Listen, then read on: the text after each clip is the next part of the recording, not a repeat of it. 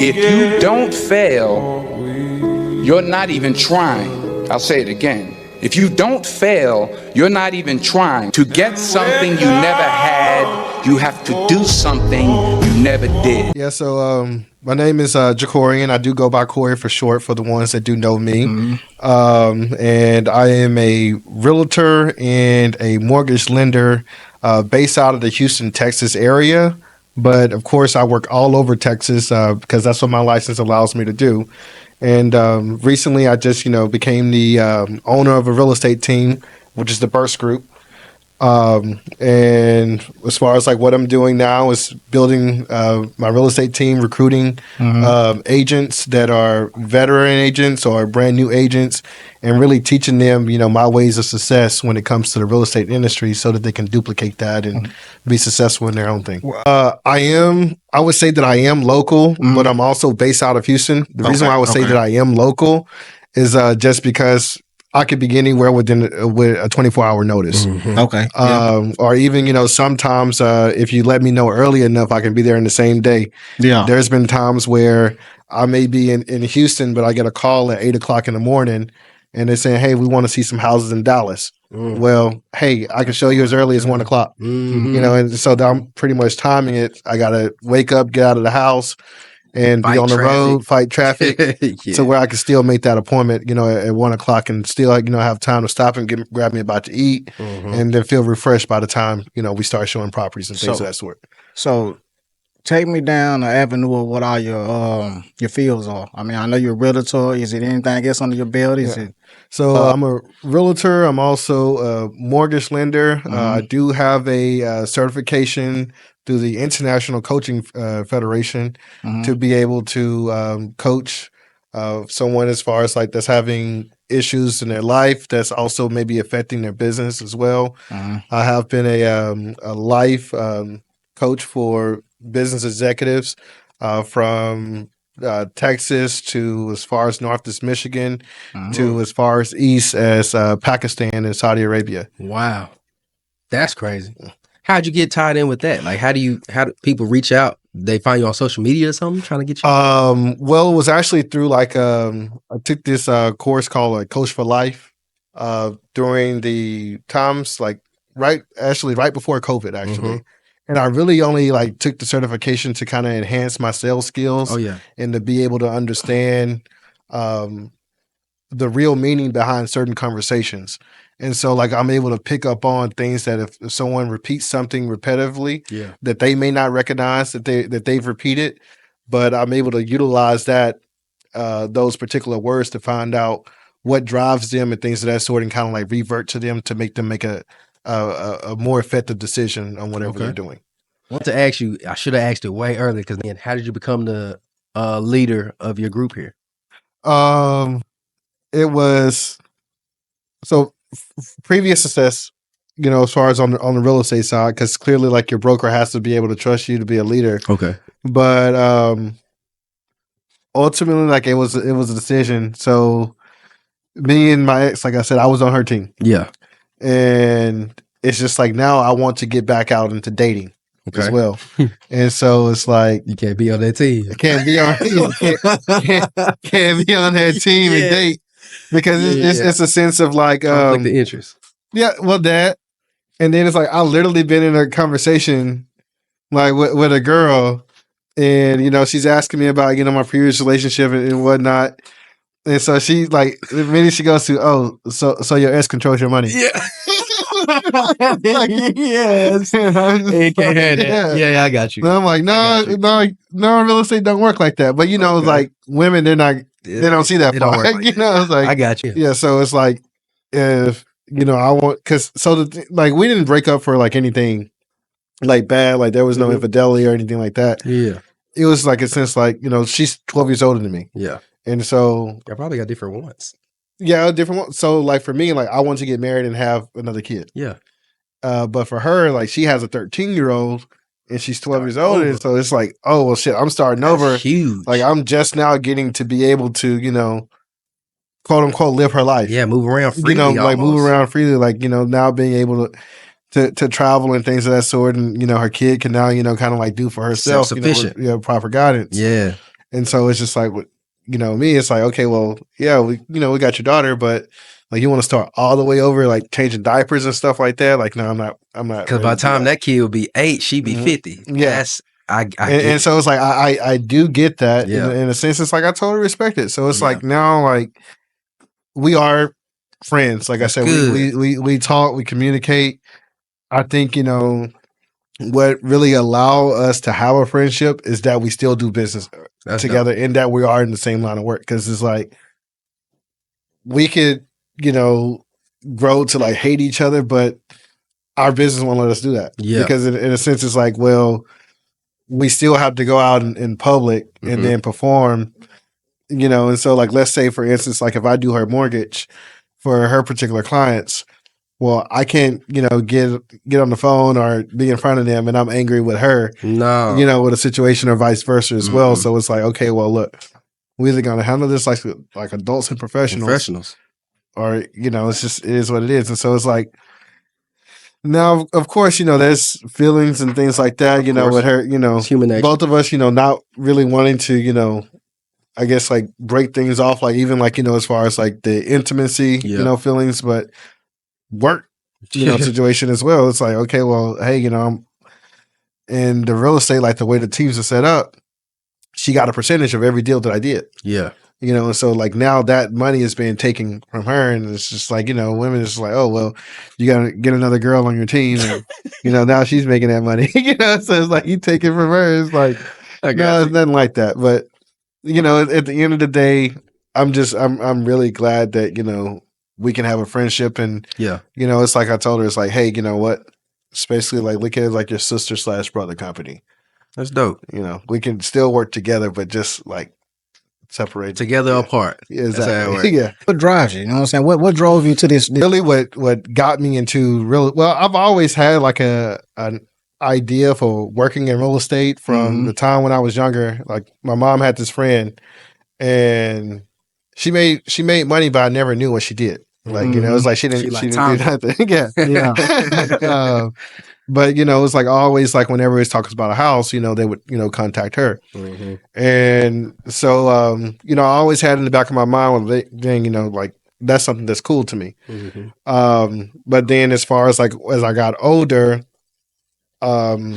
just real estate in general, how I got into real estate, I just had a passion for it, I would say, to know and understand more that, okay, like one day I'm going to buy a house, or one day I want to own a lot of land. So like, let me learn the ropes on everything around that. Started taking the courses back in like 2015, but I didn't actually, I took the courses. I failed the test the first time, and I was just like, okay, like that's whatever. I'm gonna just do something else. And so started doing insurance, selling insurance. Like door to door? Well, I started door to door, but then I got hired by this one company called Ethics, and that allowed me to build benefits and disability packages for small businesses between 5 and 50 employees. If you don't mind, I'd like to tap in that after we get done talking about real estate. But yeah. And so did that up into COVID. So when COVID happened, all the businesses had pretty much closed their doors, and I can no longer go to each business door to door asking to speak to their CFO or CEO and to see what kind of retirement or benefits packages that they got, to see how we can alter them or make them, enhance them, make it better. Yeah. And so I had this real estate license that I had just went back and got, didn't even know that, I was going to be using it for career wise. And so the second all the businesses closed their doors, I was like, oh, I got this real estate license. Let me use it. Yeah. Like a CDL. Yeah. And so, you can go work anywhere in the world, but if it fail, come on, you got this CDL. Yeah. And so that's I started real estate. That was, I think, in March. We went into COVID. Yeah, March 2020. Yeah, March 2020. In April, I had my first sale. Dang. Yeah. How did that feel? Into it. How did it feel? Amazing. Did it take you to another level of mindset? Or? It did take me to another level of mindset, because it was a bit different from insurance, making the money. Because with insurance, it's like you may make the money, but you really can't spend it yet, because what if this company cancels? Yeah. And then there's a chargeback. So then it's like they want to take that money back out of your account. That's ugly. And then it's just like, oh, well, I thought, I had this month. Well, no, you don't. Commission rate was way different. And the commission was a bit different as well. So had that first sale, and I'm like, okay, well, look, let me keep going. Let me see. It's not even about the commission anymore. Let me see how many homes I can sell. Let me see the sales volume increase. Okay. And so like that's what really like drives me. It's like, okay, well, what can I do next? Who can I work with next? And things of that sort. So that's what really drives me. How do you think you got your first sale within a month? Like where you would have already dedicated team that was already rolling, or like how did you get your first sale that fast? So actually how I got my first sale, I had my brother, and he was just like, him and his girl, they was actually looking for a rental property. Okay. And so, I had already, watched a ton of like videos on YouTube and things like that. And it's just like, let me figure this out because, like I can't sell insurance no more. So I got to figure out how to eat. You got to do something. Yeah. So YouTube is a crazy resource. Yeah, it's a crazy resource. So like just watching, YouTube videos, they wanted to rent a house actually. They was like, let me find a rental property. We want to rent a house. And they want to pay like $2,200 a month. And so I'm just thinking, I'm like, that is a mortgage. That's a mortgage. And so I'm just like, okay, you want to pay $2,200 a month. In order to move in the house, you got to pay first month and last month. Yeah. And then right after you move in, depending on what day you move in, you got to pay rent right after that. Come on, bro. So you already at $6,600 to $7,000. Come on, man. So I'm like, I told him, I said, look, what if I can get you inside of a house? Your crib. Get you inside of a house for that same amount of money and you pay the same, if not less a month. Yeah. So they like, man, I don't believe that. I'm like, look, just bear with me. So when looking around, they didn't really like any other rental properties anyway within that price range because it was all old. This is in Houston. So, okay. Well, that's I thought you were talking about out here. This is in Houston. Yeah, so $2,200 a month in Houston. It's like you can find a nice place, but it may not be in the best area. Yeah. I already know. I already know it. So with that, we went out to this area called Road Sharon, and it's like right past Pearland area. I know Pearland. Yeah, and out there they was doing like crazy development. It's brand new. They ended up finding a house for. I think they moved in and it was like $4,500 for their move in. Wow. So it was cheaper than what they would have had, dealing with the whole, rental thing and everything of that sort. And then not only that, I think their mortgage ended up being like 18. Wow. Something like that. So cheaper than what it would have been to rent. Cheaper than what it would have been to rent. Come on, brother. But then so it's like, that was my first deal. So I'm like, okay, well, got that deal. Let's see what more I can do. So we have this thing on in Houston. It's the MLS. So it's pretty much sound like Major League Soccer. Yeah, well, multi-listing services. Okay, but it's hard. And Houston Association of Realtors, and they have a map on there. And basically, like once you get a sale in any area, it puts a red dot, to say this is where you worked in, or this is where your last transaction was. So my goal after that was like, how many red dots can I get? Yeah. So it's like I'm playing the red dot game. So after that, like I just started taking on everything that I could get. I would wake up in the morning at 3 a.m., Facebook, Instagram, Twitter, because believe it or not, at 3 a.m. it's like when people either wake up or they're going home or they thinking about life and what they need to do to change. Like you ever woke up at 3 a.m.? I go to sleep at like 2 or 3 a.m. Okay, yeah. Yeah, I'm one of them people. But yeah, so like let's say if you were to already be asleep at 3 a.m., there's nothing on TV but like the information channels and whatnot. And then so you may be scrolling on your phone or really your mind is just going and thinking like, okay, well, what can I do next? Yeah. Things of that sort. And so people would just be posting, need a realtor. And traffic is low then. And traffic is low. So not a lot of people are up. Ooh, that's so instead of like, commenting on the page, because you may already be bombarded with 100 comments. Yeah. So quickly that you just lose track of, who said that they could help you. Yeah. I jump straight into DMs. Oh, smart. Yeah. So I go Smart. straight in the DMs. Hey, my name is Jacorian. This is my phone number. I can help you with that. Mm-hmm. Believe it or not, I would probably 90% of those are tie kickers. Dang. 90% of those. But the thing about it, how I did win, That's a lot, though. is that all those tie kickers, you still keep in contact with them today. Mm-hmm.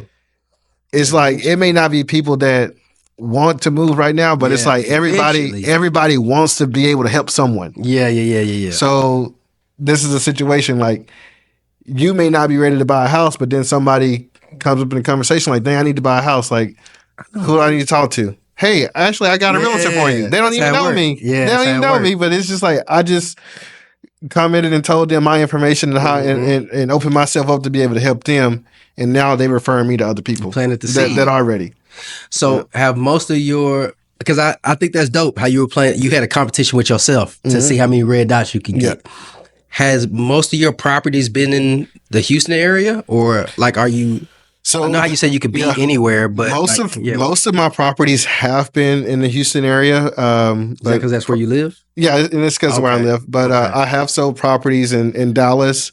I actually sold like a property to another Longview native who played in the NFL. That was like one of my like proudest. Like, I sold to an NFL athlete. The running back? Travian Howard was Sound linebacker with the Rams. Oh, okay, He caught the game-winning touchdown that sent the Rams to the Super Bowl. Yeah.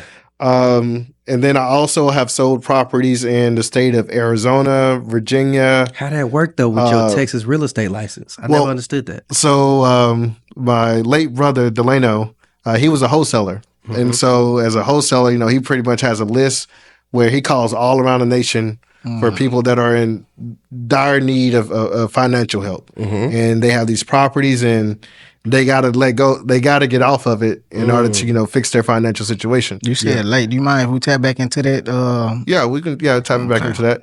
So basically, like our name of game was he will call them, and he'll give them an offer. Because he wants to acquire the property or get it in a wholesale situation so that he can make money off of it. Yeah. But so like worst case scenario, they say no, that offer is too low. He says, okay, well, my brother, we work together. He actually is a licensed realtor. He can get you market value for your property. Yeah. So then he'll pass it over to me and say, hey, Jacorian, can you run comps on this property? Even though it's, in Roanoke, Virginia, or whatever. So then I'll run comps. Hey, I think it should be about this much. Okay, well, they want market value for it. What I'll do is I'll pick up the phone. Well, I'll Google first. And then just start calling realtors in the area. Say, hey, I got a listing for you, but I do want a referral. And 70-30 split. You take 30, I take 70%. And usually it's the other way around. Yeah, I'm about to say, how you get 70? You're not even in the state. Because it's the lead. The lead is the most valuable thing in real estate. Because without the lead, you won't make any money. That's regardless. true. At least you would be making 30% off of it. Exactly. You wouldn't have had nothing if you wouldn't have had nothing. Oh, wow. And you get most of the people, they're going to say, no, I don't want that. That's too low. Okay, hang up the phone, call the next one. Because I just need your license and your sign. That's a lick. That's it. I can do everything else and keep all the communication with the client. That's crazy, bro. So you're basically selling the crib over the phone while they do the footwork. Yes. That's a lick. Same thing for Austin as well. Why is it the same for Austin? Because you're already in Texas. Well, so for each area in Texas, there's like a different MLS system. Okay. So you have to, as a realtor, like still you could be a licensed realtor, but you have to pay or be licensed with each MLS. So like Longview, there's Longview Land Board. Okay, yeah. So, Longview Land Board is, if I'm in Houston and I'm part of HAR, well, I got to pay probably like $1,000, $1,200 to be able to access Longview Land Board. And then there's dues that you have to pay every quarter as well.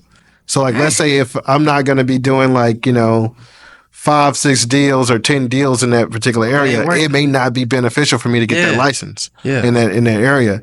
So then what I would do, I have sold a property here, but it was on a referral basis. Hooked up with another realtor here. Hey, I have this client. Could you help them out? Still, the communication was seamless between both of us, and the client was able to get inside the house. They want brand new construction, actually. Wow. So, and I ain't trying to divert away from what you said you want to tap back into with his late brother, but I just don't see how. Okay, let me bring it back this way.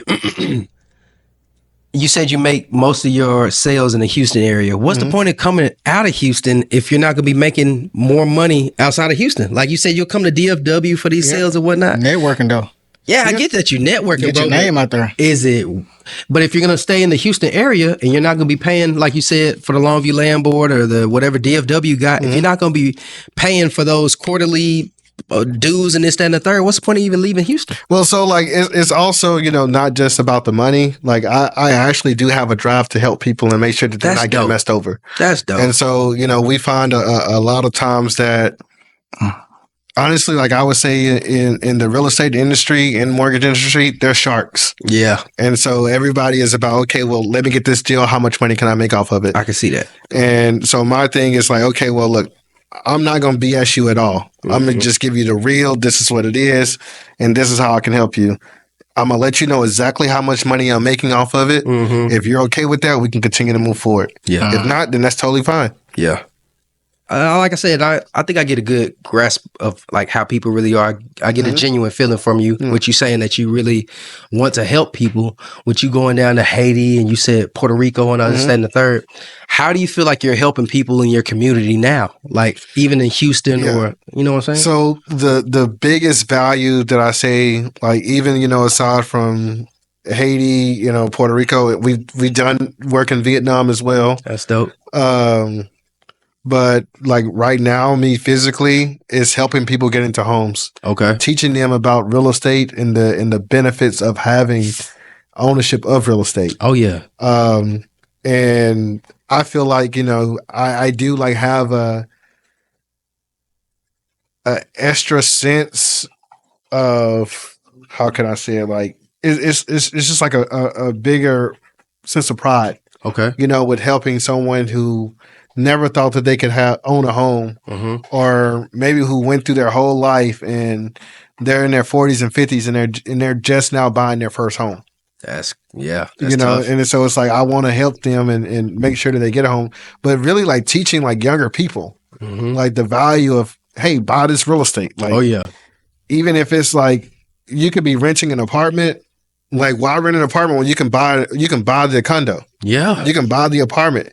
And instead of like, the thing is like now it's like everybody sees this stuff on social media. It's like, oh, like this big house or, these fancy cars and stuff like that. Well, they're not looking at the actual start of it. Yeah. Yeah. And so it's like what I'm educating people now is like, hey, don't go get your dream house on your first home. Yeah. Get a house that you would love and appreciate, and it's going to appreciate in value. Maybe it does need a little bit of work, but if you put that work into it, you're going to be able to get that return and then go into something way nicer later, or you can transition from this one and have it as a rental property. That's smart, man. Not to cut you off. Go ahead, keep it. What you got? I was just gonna bring it back to, like, I know with me personally, when it came to me getting my first home, it was in North Carolina. But like, I didn't see the benefit. I was the type, to be honest, bro. You can ask my mom. I put this on everything I love. I told my mama my whole game plan from the time I was a child. I was gonna make all the money in the world. I was gonna live under a bridge. I didn't see the point in owning. So when it did come down to me buying my first home instead of renting, I was like, man, all the responsibility will fall back on me because this is my home. If I rented it, I could just get out of here, cancel my little rental agreement, this, that, and the third. It might fall back on me, that little part. But I won't have the responsibility of that foreclosure. It's not going to come back on me. I might get an eviction, but that's not. So I think like the mindset is when you're going to rent, you don't have as much responsibility as you have with a mortgage. So that's what, in your opinion, that's what's really holding, and I don't want to just say our people, but a lot of people back? Well, it's actually harder to get out of a lease than it is to get out of a mortgage. Really? Yes. I didn't know that either. Yeah. I never ended up renting. I've always owned. It's much harder to get out of a lease than a mortgage because for the lease, right, you sign this contract saying that you're going to be at this place for a year, 2 years, 3 years, or however long you're going to be there, right? And there's pretty much legally there's no way out of it unless, the landlord just says, hey, we're going to let you loose. But they can put that eviction on you. Yeah. Now you can't go lease a place in your name for another 2 to 3 years. Yeah. Damn. Yeah. But as far as the mortgage way, when you get in the bond, you can sell it or you can refinance. But when you sell it, don't you have to sell it for a profit to where the bank gets their money back? Because if you're selling it and it's not worth what you bought it for, aren't you liable for the rest of that money? Well, there's several different options. So you can actually talk to the bank and you can maybe ask them for a short sale. And a short sale is basically you're going to the lien holder and you're saying, hey, look, I'm in a financial bind. I want to sell this property. The market has adjusted and this is what the property worth. Can I sell this property? The bank it's at their discretion to say yes or no. Can I sell this property and you get all the proceeds for it? That's basically a short sale because you're selling for less than what the mortgage owners do. And when you already buy the mortgage, the bank is going to be getting double that money. They're basically getting 2 houses when you end up paying that mortgage off at the end of the day, right? Yeah, in a sense, but so as a mortgage lender, what I do is I educate my clients and I say, hey, because through us or whichever lender we're going to use help you go through, everything is now controlled through an app. So what I tell them to do is, hey, pay more on your mortgage to save the years, like towards the principal. But so I guess there has been a miseducation on that as well, because people will just say hey, just pay more on your mortgage and whatnot. The thing that people need to do is make 2 payments. Yeah. So it's and what I mean by that is you make your regular monthly payment, and then if you're gonna put another $200, $300, another $1,000 on your mortgage, you make that in 2 payments in a month. Oh. Because if you just make it in 1 payment, it's just gonna go towards the next mortgage payment. But now if you make your actual mortgage payment and then you make the second payment, you can direct that directly towards the principal and save years of interest on your house. I think that's the only way to do it. I didn't know that people were doing it any other way. So you're telling me people are doing it to where say my mortgage is $1,200 and I pay $1,600 all at the same time. Yeah. That extra $400 just went to the interest. Yeah. It went to the next mortgage payment instead of the principal. Yeah. See, I thought that when you were paying more, it was automatically known to pay that extra towards the principal and not just pay it all. No. Oh, see, I didn't. I thought that was common knowledge. Yeah, no, you got to break it up into 2 payments. Yeah, and so you direct it straight towards the principal. I think it's if you pay an extra, depending on your mortgage, if you pay an extra $200 a month, you're going to save anywhere from 5 to 7 years. Exactly on your mortgage. So it's now it cuts that 30 years to 25 years. But the thing is let's say, for instance, you may have a $200,000 house. At the end of that 30 years, if you just been paying the monthly, you done paid $1 million for the house. Exactly. That's what I was getting just because the interest is paid at the beginning of the mortgage. So for the first 7 years, you're just paying towards the interest. You're not really paying towards the principal. Man. I thought it was a longer time than that. Depending on your rate. Oh, okay. That's crazy. Let me tap into the insurance. What is that world like? You know what I'm saying? For the people that don't understand how insurance kind of works or what insurance actually means as far as having it and how important it is, or is it important? Yeah, it is important. I mean, it's an imaginary asset. Yeah, pretty much. You're not gonna see anything as far as physically it's not fungible for it. But it is beneficial. It's like a protection for a rainy day, pretty much. What the type of insurance that I was selling was more of life insurance and health insurance. With life insurance, I feel that's one of the most important things to have. I agree. It's even more important than having auto insurance. I agree. What's a good amount to have? Whatever's going to be able to support your family. I'm saying, as far as if you investing into putting somebody on life insurance, what do you feel like is a reasonable return, as far as if you're looking forward to, you got to bury them 9 times out of 10, maybe, if they don't have their own policy. What type of return are you looking for to take care of your household? Because if you do a $20,000 policy now, funeral homes, that's your funeral. Yeah, exactly. So what do you think the reasonable amount of insurance to get is going to take care of you, and if you have to pay for the funeral. Shouldn't it be like, my bad, go ahead. No. I about to say, shouldn't it be like enough to pay your bills, your household, and the funeral expenses? Yeah, so that's why I would say it really depends on the individual and the life. I mean, because like there's going to be insurance agents that's out there say, "Hey, you need $1 million policy. You need to every time. have $1 million policy." But it's like you may have $1 million policy, but what if you can't afford that when you fall on hard times? Exactly. Well, that's not a very good policy. Not at all. You know, you want a policy that you can afford that's going to be sustainable for, you know, the length of your life. Yeah. So like for instance, like what I would pretty much calculate for anyone, like what's however much that individual makes, 10 times that, because you know that there's going to be times where you're going to have to, there's going to be grievance times.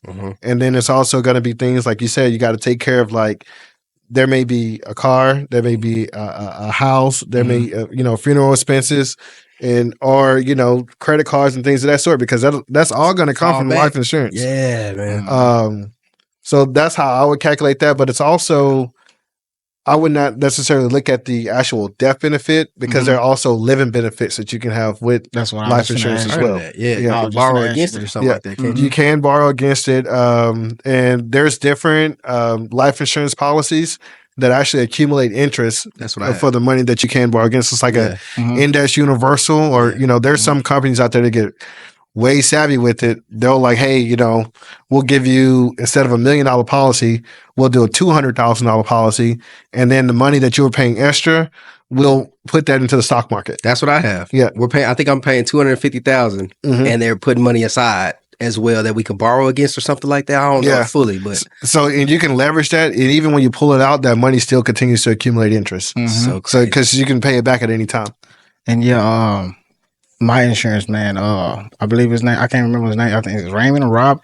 Great dude. Yeah. He gonna sit you down. He'll run through the whole thing. He'll tell you bit for bit what this stock mean. What, you know what I'm saying? What's a good investment? What he think is a good investment. The man sat down with us probably about a good 20 minutes, and when we was doing our policies, you know what I'm saying? And I asked him a question, and man, he gave me a full book instead of just giving me a short and going about his business. He sat down. He talked to me and my wife. He was like, well, yeah, you going about right with your policies, but when you do your stocks, when you're doing, you know what I'm saying, or you can look into your insurance on this level of handling, like you say, borrowing back, or you know what I'm saying.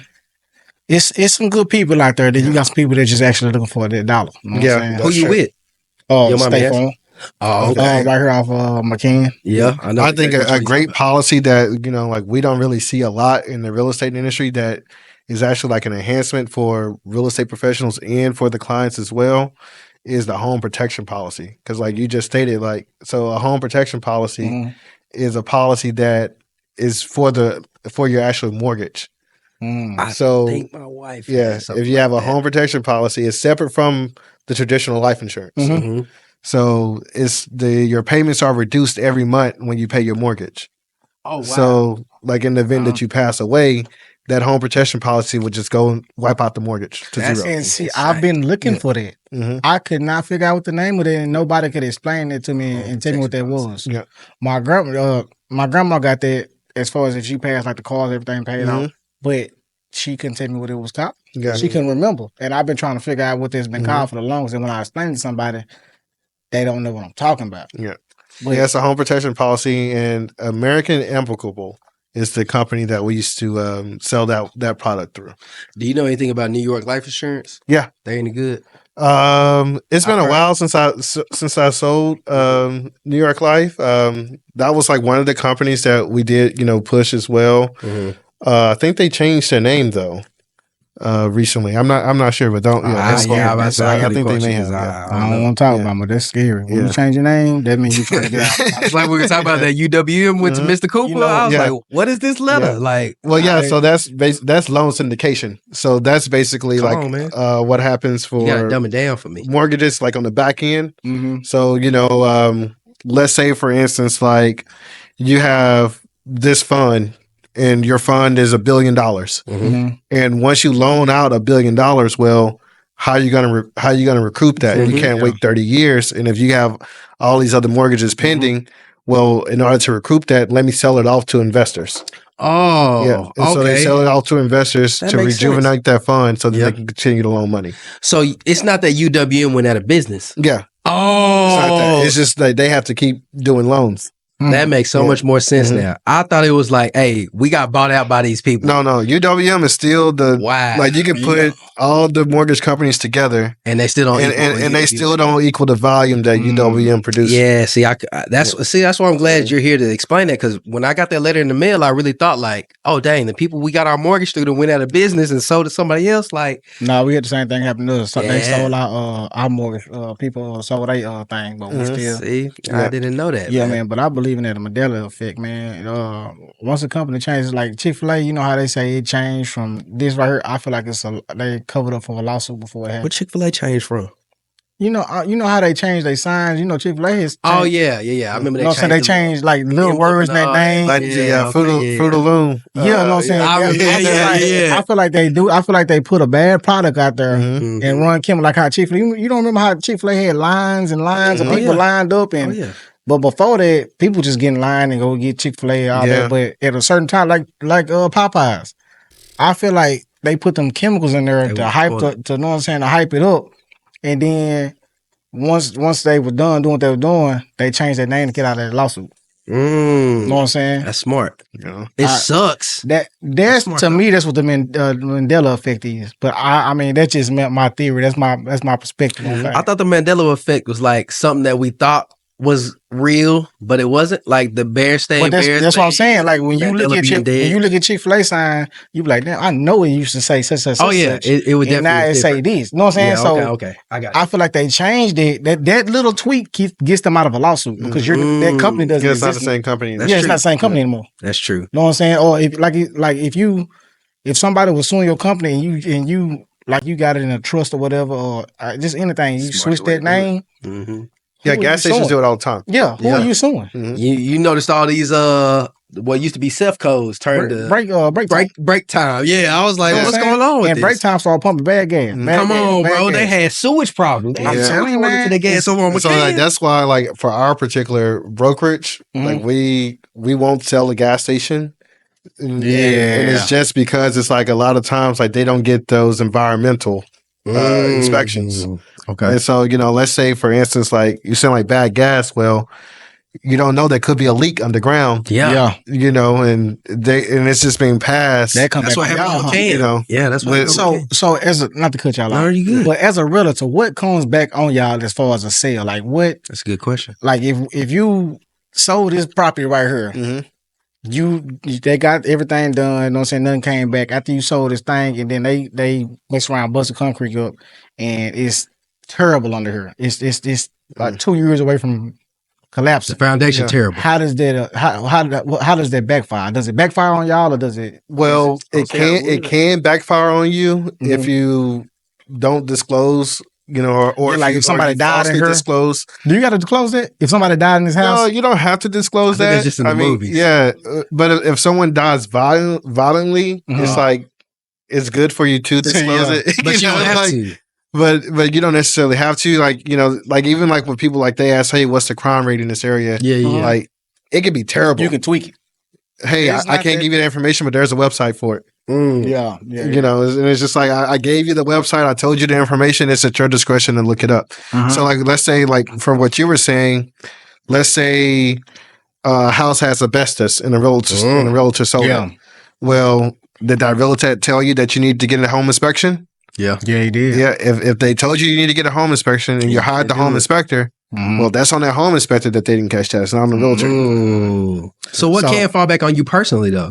What actually can fall back on you? So what actually can fall back on you? Let's say, for instance, I ain't trying to give up your tricks and stuff. you're lying about something, or falsely make that advertising a sale. property, saying that this property has more square footage than what it actually has. Okay. Okay. Then Like somebody that property buys it. line is a lie. Yeah. That's why we had to have people come out there. So and look we actually realtors have to have errors and omissions insurance on us. have what? Errors and omissions. Okay. Yeah. Okay. So it's like we make an error or something like that. There's an insurance policy in order to protect us. So we're not It's sued kind of directly. like a contractor.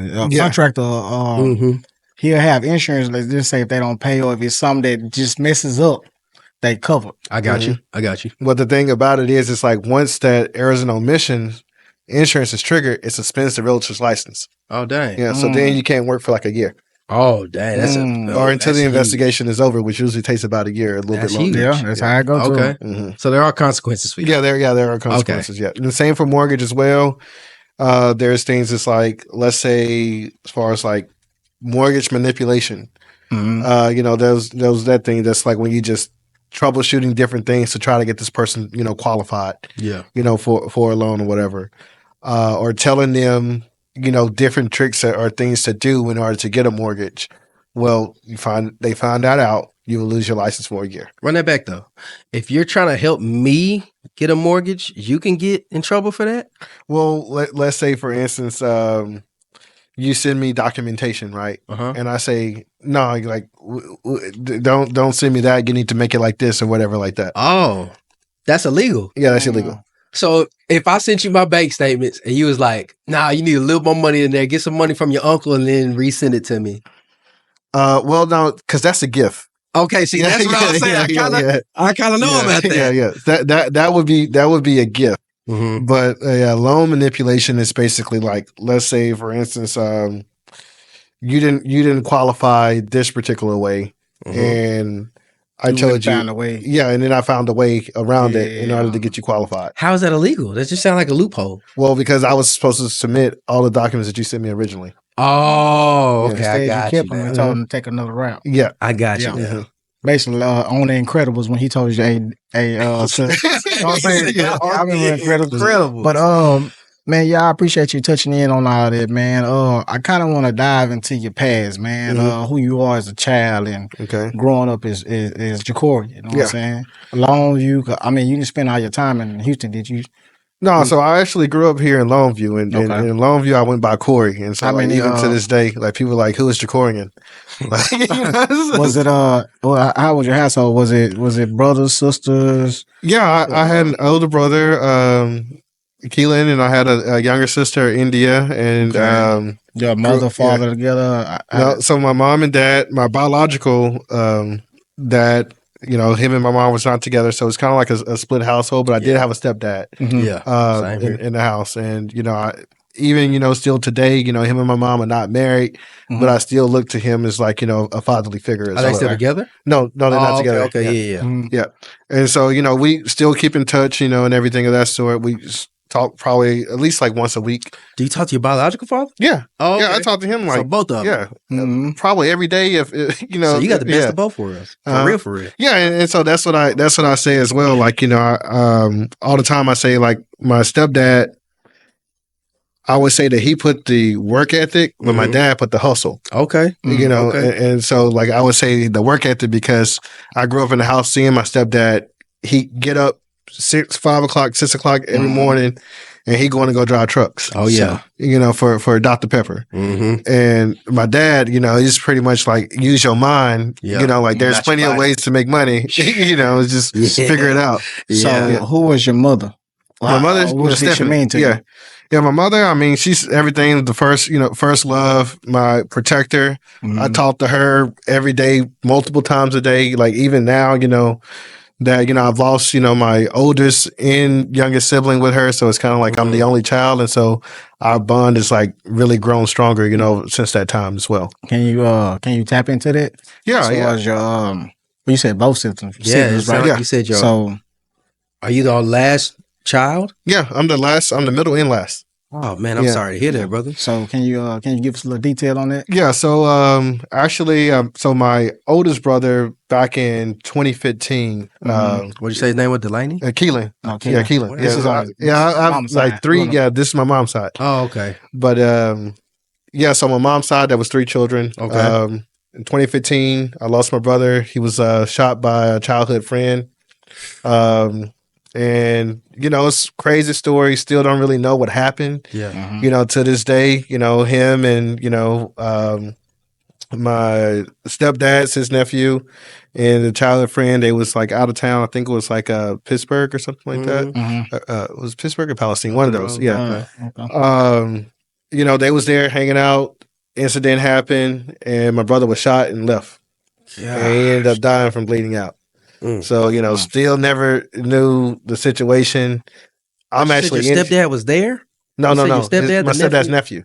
Oh, your stepdad's Yeah. nephew. So it's like a Okay. cousin. Yeah. Okay, yeah. I got you now. So yeah, they were both there, and they both left him. Came out to Longview, like nothing happened. Oh, And then the next day, I think my mom found out, and I was just getting off of work.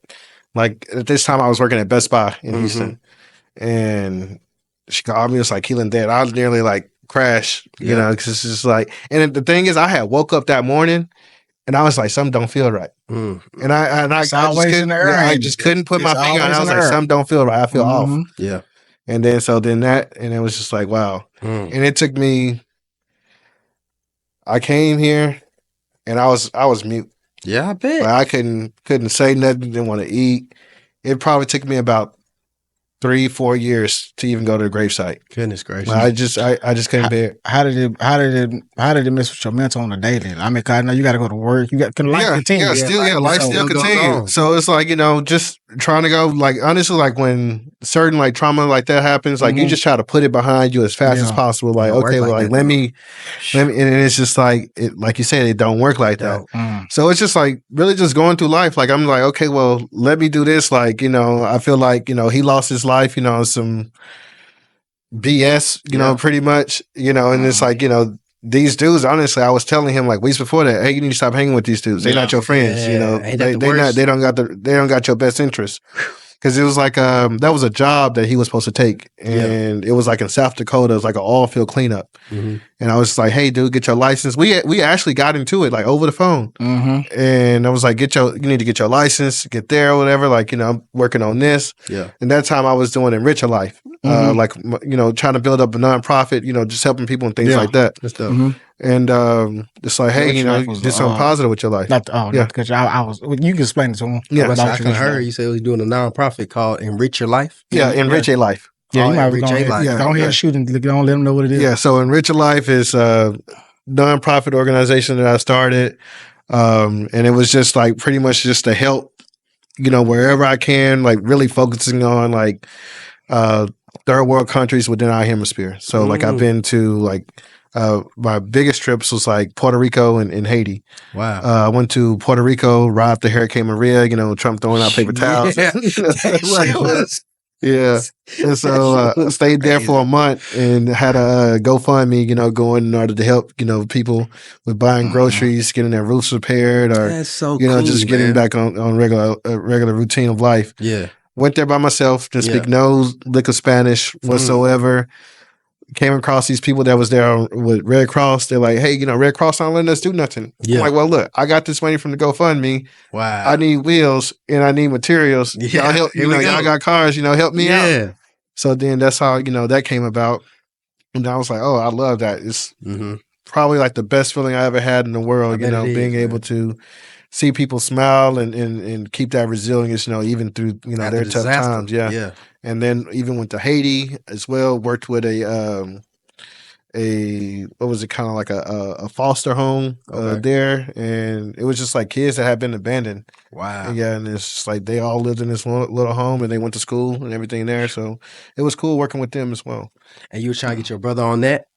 No, What I was you just trying to saying? get him to do something positive, like just something Oh. like different from what's going on What in you got Longview. going. Because like, you know, like the thing about Longview at the time, it was like, and it's probably still that way. I don't know. I haven't been, you know, in that particular life in a while, but it's like everybody wanted to be hard.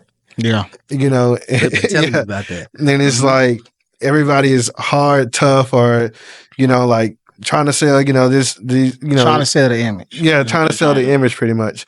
And it's just like that really don't get you anywhere. Like, you know, even like today it's like, You can't honestly, tell me one gang member that didn't, you know what I'm saying, successfully done it. I can't name one game member. Like in today's time, like, yeah, you hear about like people like Pablo Escobar and stuff like that. Yeah, but I mean, I can't name one big drug dealer that's successful and that's alive today. Like, I can't name not one. And so it's just like, you know, even like, you know, with trying to start off little, it's like, why are you wasting your time? Yeah. You wasting your time and you risking your freedom and your life. Yeah. And so it's like, you know, there's so much more that you can be doing out here to make the same amount of money, if not more. Legally. Yeah, legally. and you're gonna feel a lot better don't- about yourself when you wake up. I don't understand why people never took the chance to go apply 1st instead of, Yeah. you know what I'm saying? But you gotta look at the upbringing though. Yeah. Well, I mean, I can't say the that, though, upbringing Keith. because me and my brother, we grew up in the same house, and Yeah. our mom, like, she wasn't on that shit. Okay, but even if your mom wasn't on that, who were the people your brother was growing up around? Like his friends, were they in the streets? It was my stepdad's family, and then also like the friends that we had at school. Were they in the streets? They wasn't. I wouldn't necessarily say they was in the streets. They were trying to yeah, but they was trying to be in the streets. The street of a dab kind of ended around my era. You know what I'm saying? As far as, and I'm like one of like a Mohiki. You know what I'm saying? Last As of far- Mohicans. You know what I'm saying? As far as I'm saying, like actually dive in and Yeah. and make some of yourself in the streets. Yeah. As far as just under, I mean, you got people that's just trying to get. You know what I'm saying? Trying. I would say it was literally kids from like even the kid that shot him. It was like, okay, well, I would not necessarily say that they from the best, home, but they had parents trying to make it, and maybe they were struggling, and so they feel like, oh, okay, well, this is the way I can help out.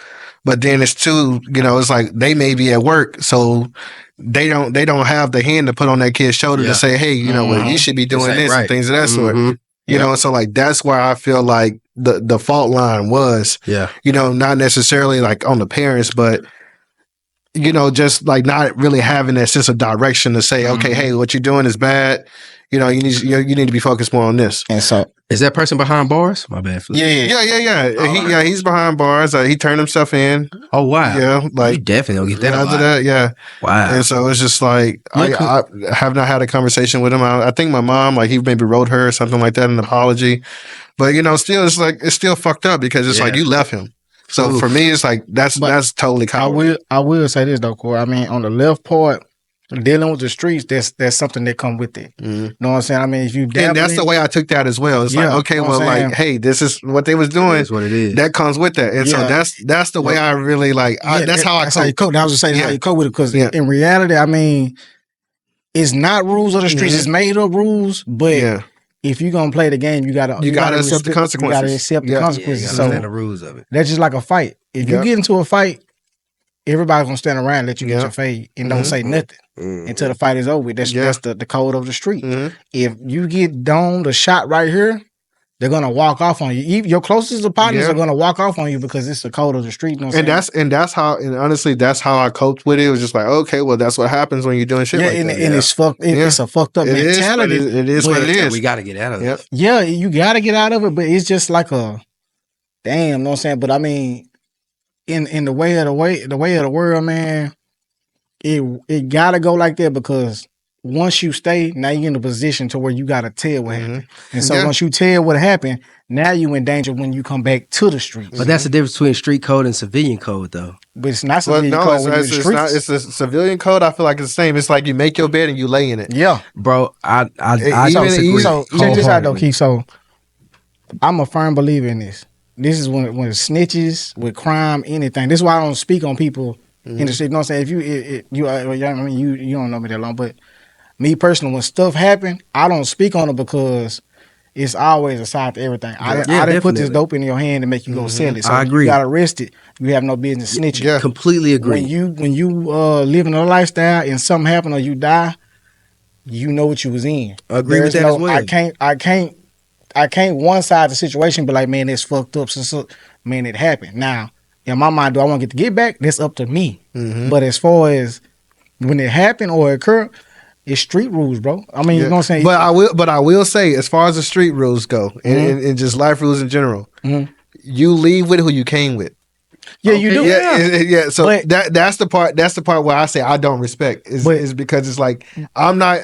We all three not gonna go somewhere together, and then we all three not in the car when it's time to leave. But this is I agree. But I tell you this though, it's a flight or flight though. Fight or flight. Because you got to think about this here, Corey. If it was me, you, and him, would you, when you got shot, would you honestly want me to stay there while those bullets are flying? No, I wouldn't want you to stay there. But if we all bailing out, we all three going together. I'm not going to leave you there. But what I'm saying is, if you drop, if we know you dropped, you know you dropped. I mean, you unconscious, you might have died instantly. If the shoe was on the other foot, but you're out your body looking down, would you really want us to stay there? while bullets are flying or while this altercation has happened. You just dropped, you're dead. You're looking back at the scene. Well, if I'm dead, yes. That's completely different. If I'm dead, but he wasn't dead. But he's He bled down out. though. Yeah. He bled out. What I'm saying Down the is, street from the scene. But what I'm saying is bullets are still flying though. Yeah. Now I do believe in a double back. We got to go back and check on our partner because the scene didn't die. I got to see what's going on. But you got to also look at the people that you're dealing with. Are they really like it? Are they really about action? You know what I'm saying? Or is this a moment in time that we having? Like it's a effed up situation. Do I got enough heart to go back? You got to look at all those. Yeah. And you got to be there in that situation in order to really you know what I'm saying? Yeah, I get that. How I look at things, man, is a lot of people will say what they can and they will do, but when it in the comes down moment, to you know what I'm saying? Because I've been robbed, I've been in a lot of situations, bro, to where it don't play out like that. Your mind don't work like that in the moment. Your adrenaline is pumping, and so that's what's controlling all your thoughts. Your thoughts don't work off of, oh yeah, I'm a real nigga, I'm finna do this right here. No, you're a crash dummy if you're thinking like that, because you really, you know what I'm saying? Your adrenaline not pumping enough for you to realize that your body telling you, hey, you gotta get the fuck about it. You know what I'm saying? Your body. And so I get that. And so that's why I'm saying, like, the whole double back thing, I do agree with that. Yeah, you know, of course, like, you're going to crash out. You know, you're trying to stay there. And that's why even on the airplane, put your mask on first. You got to take care of you. But, you know, there is a time, like, once you know, okay, hey, I'm up out of there, let me circle back around. Circle back around. I believe that. I believe in that. Yeah. This is why I say there's a difference between a street code and civilian code. Like I said, I ain't known you long, Flip, but from the stories you done told, you've been in the streets. Even though this door locked, I hope this door locked. I ain't you just gonna always be like, if this door was unlocked and somebody had a vendetta against you and came in here and shot y'all two, and I saw who it was, I'm not streetwise. I'm not out here in these streets out here. I seen this nigga. This nigga took away Messiah Daddy. Let it go. Let it go. I'm letting him go. Let it go. You crazy. I'm saying, are you letting it go or you telling the laws? Nigga, you think I'm gonna let the person go that just killed her husband and Messiah Daddy? I don't believe crazy, bro. This is what I'm saying. Out of there. I don't believe in doing the police's work, but I do believe in getting justice for your wife and your son. But this is how I mean on that. I don't believe in the justice system. That justice. Yeah, no, that I don't believe in it. I would agree with you. I agree with that. I don't. So agree with the I have system. family members, and I'm not asking them to ride. I'm not asking them to do anything. But if he's not taken care of in the streets, that's a free body, bro. So with me not being in the streets, if somebody came in here and was letting off at you, if you're a civilian in the streets, I mean, do your duty. That's what I'm saying. I'm not in none of these streets. That's what I'm saying. But if somebody came in here letting off and they got me, I would see it as, damn, nigga, you should be the one that I'm the type of person that I'm gonna go get him. But damn, now you taking away from your wife and your kid again, bro. Calculated. Man, bro, that's I would have to do. I said, if it's my niggas and we are back in the streets, it's different. But with two people that don't coincide with the same thing growing up, don't work like that in this town, bro. You can have a 9 to 5 and they coming in your house, bro. Yeah. That's you don't doing nothing. You're not safe. But like I say, in a sense, man, it's just damn if you do, damn if you don't. Know what I'm saying? That's true. Your partner died. What you gonna do about it? Do you want to lose your freedom, or do you want to sneak in and get this revenge back? How bad are you hurt? Because that's, to me, that's where the problem come in with the mother on her pain. Because you let your child go out here, you let him hang out, you let him thug as long as he could, but when he died, now you hurt and you looking hurt. Yeah, you know what I'm saying? Understandable.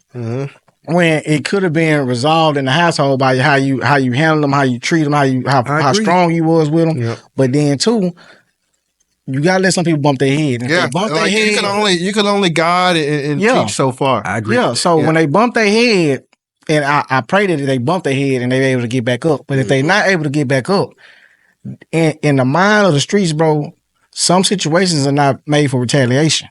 Regardless of how mad you are, if he in a fucked up situation that he put himself in, or if it just went down high, you know what I'm saying, in the wrong place on time, some things you gotta let go. And I'm not that type of person, but if it was my family member, I'll give you a prime example. You know what I'm saying? I had a cousin that got killed a long time ago. And it tore the city up, you know what I'm saying? And And everybody mind it was a ride or die, and they rolled for a little bit. Yeah. But at the end of the day, those same people that rolled are the same people that's cordial with the people that they dapping was. them up. You know what I'm saying? And that's the way the world works. If people will understand that when you lay it down trying to ride this wave, we gotta get grown, bro, and realize that this shit wasn't really worth it. That's I why agree we with become that. friends. I agree with And that. that shit right there lets you know you die for nothing. You know what I'm saying? Crazy. So to me, I just look at, you know what I'm saying, people that be looking at me crazy when I say this. I don't like hurting my own kind. You know what I'm saying? I'm capable of it. I've done it, but I mean, I don't want to. I don't feel comfortable knowing that I got on your ass or I did this, and all you had to do was either chill out or we could have just resolved it, because it only brightens a flame. You know what I'm saying? On certain situations. And I ain't trying to take away from your brother's passing by talking about all of this. But like I said, at the end of the day, bro, I really think and it's because I've been done wrong by the justice system multiple times. Like I done had guns drawn on me. I done been stripped down to my drawers on the side of the road and checked for gang tattoos in front of hundreds of people. But I really do think that because I'm just now meeting you, and the feeling that I'm getting from you is that you're not in the streets. Like you're out here trying to do things to better yourself and better your life for your daughter. You know what I'm saying? I feel that if something happened to you right here, right now, and I saw the person that did that, even though I'm not in the streets, I understand there might be retaliation for telling on that person or for doing, like I said, doing the cop's job. I don't believe in that.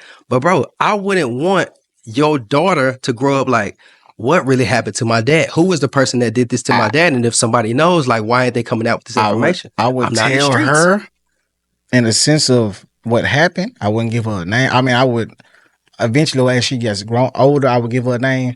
But as far as he dropping, like if we were close, it's up to me to handle it. Or it's up for me to pass that message off for it to get handled. That's beyond me, bro. But as far as the person that came in here and done it, I got to let him go, bro. I don't believe in justice system like that. I sadly, to be honest, I do agree with that. I used to. But you have to. I would say that you have to understand that for everything that happens, there's always going to be consequences. There's always going to be consequences. So it's like this person may feel like he got away with it. Yeah, but eventually karma is a bitch, and sometimes they do get away with it, but their life just don't shift right. Yeah, or you know what I'm saying? It's things that come with it. Because like I said, that's another thing. I don't really believe in karma, because if karma was real, we had, so they say, 500 years worth of this, but yet we're the ones who's asking for forgiveness and concentrate so much on karma about happening to us. But these motherfuckers living freely and happy, real free. You know what I'm saying? But they also prone to a lot more cancerous and virus and sickness and things of that sort. It's not just like dollar for dollar. It's just, hey, but you gotta think about it though. Check this out here though, and I'll put this on your mind. That dollar for dollar that you talking about on their end, they put $2 on us because high blood pressure. It's in us. You know what I'm saying? But that's our choice now. That's our choice. But is that a choice when you really can't afford the things that keep you away from high blood pressure? Because everything in your community, you don't have these food banks. You're in these deserts where you can't afford good food. But check this out though. Check this out. Not to cut you off, but when you go get your medicine from the pharmacy or whatever you getting. I don't take medicine from. But I'm just saying, if you did get your medicine, we talking for everybody. Yeah, your color basically in general is that same medicine. Even though your body is made of a different carbon, everything. Are you taking the same medicine that's going to cure this other race? No, because the trials weren't done on us; they were done on a majority of white people. But when we go to that pharmacy, we're taking the same thing. Definitely. Where does the scientific fact come in and say that this right here might be crippling us, or this tweak might be working for them but lowering us, because we don't vibe on the same frequency? But so I feel like at a certain point though, like as much as I am an advocate for blaming the system. Oh no, I never blame the system. There's like, we have to take the responsibility, because like I agree. Honestly, like as a whole, we don't read, and we just like, oh well, I heard this or I saw this, and it's just like they just run with that. 100%. Like nobody does their own homework. I don't know if you see me on Facebook sometimes, but I be going together. Like, I know you read or you posting like different, like, holistic things that a And person can take in they order to just- help their situation. And it's It, just like, it just goes whichever way. yeah. And then But- people like, that's witchcraft or whatever. But it's like, You know what I'm saying? man, like, the witchcraft. what do you think they using? Yeah, you know what I'm saying? Like, you know, real. like they saying cocaine is illegal, but cocaine is in the drugs that It's a they're giving to you. Yeah. You know, and it's just like I said, people don't read. It's just like, okay, well, you know, my doctor said this, the doctor said that. Well, And they that's content with it. Western medicine, because if you go somewhere else in the world, they're not prescribing. They don't have those medicines there. Agreed. They're not prescribing. They're those. not even allowed to have some. And Yeah. did you know that over here is the highest rate of cancer? Mhm. You can go to Mexico, you can go to Yeah. you can go to China. They don't Third even worry world about- countries. They don't even worry about cancer. Come on. You know what I'm saying? Over here, we fighting that motherfucker weekly. And we do all the Hourly. advertisement for the dang on drugs and this, that, and the Yeah. third. You know what I'm saying? man. Come on, man. We got free access. This is basically a penitentiary where you can get everything inside. Yeah. Mm. Like I can't go on YouTube and watch a video without a Ozempic commercial now. Come on, Come on, man. man. You know, Bro, I it's see it on like, why are you Snapchat. taking Ozempic when you can just go to the gym? Come on. And, I be and it's seeing like, this. okay, well, and I'm then like, people damn. like, well, I'm going to the gym, it's not working. Well, do you drink? Come Well, on. you there's- know that if you drink, other your factors. body's not going to burn fat for 72 hours after Yeah, that. exactly. So, like, just stop Yeah. drinking and work out, and then you'll be fine. You know what? I feel like it's the perfect time. BBLs. Yep. I'm gonna step out. Go ahead, take your time. It's enough room for it.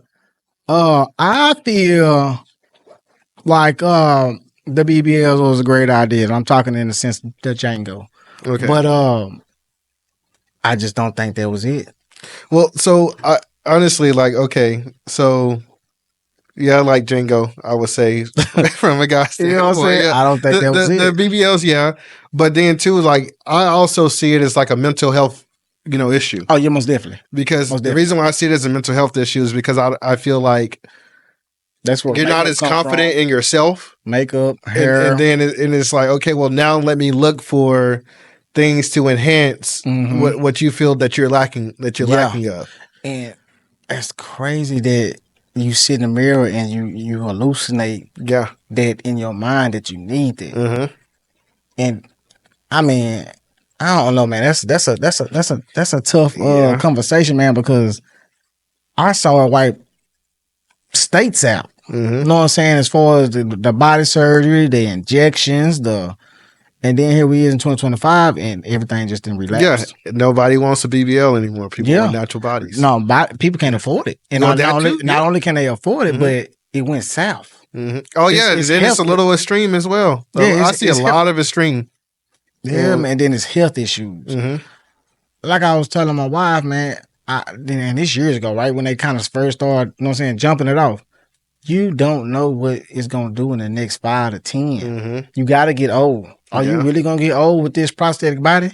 With this, you know what I'm saying, with this basically siliconed or replaced fat or... I'm always curious about, like, because now you got this body, and I'm sure your guy's like all over you now. Mhm. What about pregnancy? Exactly. like what? Like, how does that this work? expand? Yeah. You know what I'm saying? That always bothered me, you know what I'm saying? And then I also learned that you don't gain weight where you cut. Mhm. It just gains weight around it. Yeah. So if you did a tummy, whatever, your tummy stays flat, but your body gets wider. Yeah. That's crazy. That means it's a stoppage here.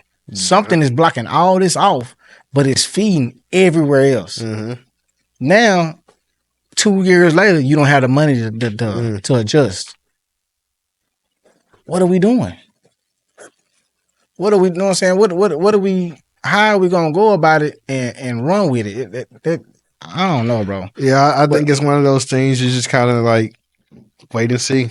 I mean, and it's sad, because my thought is like, okay, well, once you get older and your skin starts sagging, but everything is like still like tight and lifted, like how's that gonna look? Man, It's gonna look crazy. crazy. Yeah. Like how these But- people be looking like cats from the old plastic surgery. Yeah, it's Yeah. going back. Yeah. But let's not get off track, man. We still got a few more topics of your family. You know what I'm saying? Let's now your sister. You know what I'm saying? Yeah. Well, I want to ask how that too. how did your did I ask that? How did your mother take effect of your brother? Yeah, well, so my mother, that was her first, her first kid, her first boy and everything of that sort. So like, even like we're talking to my mom, today it's like, it seems as though like she takes accountability for the situation that happened, because she feels as though like, well, in a sense, no, but then yes, because like it's about. She's saying like not to cut you off, but it could. She's saying she could have done something earlier, or is it? Well, she's saying that she partially takes the blame for it. Yeah, because she kind of coddled. That's all. She coddled him, as a boy instead of letting him, develop himself. yeah, because it's like, so for instance, like my dad, like he was there, like I didn't see my dad as often as like my other siblings, did, but my dad made sure to make an effort. Like whenever he came to town, it was like, oh, hey, I'm gonna stop by and see Jacory or pick him up, or hey, come to Houston, this weekend or for this month in the summer or whatnot. Did y'all have the same dad? No, we didn't. Okay. Yeah. Okay. And so and then my stepdad, he was a dad to my sister and kind of like the dad to all of us as well. Okay. And so it's kind of like, okay, well, me and my sister, we have our dads in our lives, so even like when I would get in trouble in school, my dad is calling, hey, what's going on? You don't need to be doing that or whatever like that. Or times where I would come off as maybe being like disrespectful to my mom. It's like, well, my dad, he's there to check me. Yeah. Where so, she felt as though like she kind of called him my brother because his dad wasn't there so much. And so like she tried to overcompensate, like, oh, it's okay, baby. You get in trouble, like let's sweep it on the rug, stuff like that. Like, just like really like trying not to, be as hard on him and things like that. And so that what she feels like kind of like, made him, not shy away or kind of like shy away from taking the responsibility to, make decisions like on his own and things like that. Or to, not really like follow the crowd. Yeah. Okay. But yeah, she's hurt, like as any mother would be like devastated by it. Most definitely. Oh yeah. And then I feel like, like right after that, like when she got to a point to kind of like halfway trying to recover, it lost her dad. Dang. And then so like for my mom, like I would say that she's super, super, super strong woman. Like, I don't know a woman that's stronger than her. Like, and I've been in conversations all the time, like in the real estate industry, like when women talking about, single mom and things like that. And I'm like, you don't know half the shit my mom been through. You got it. You know what I'm saying? For the same. We are doing a audition for Mother's Day and Father's Day to give honor to our parents. You know what I'm saying? If you want to come back and talk about your, your mom and then your dad, definitely. You know what I'm saying? It's always open. But go ahead. Yeah, so then, that, with, losing her dad, and she took care, of my grandfather, her dad, all the time while he was sick, taking him back and forth to the doctor and whatnot. What was he sick with? You don't mind me asking?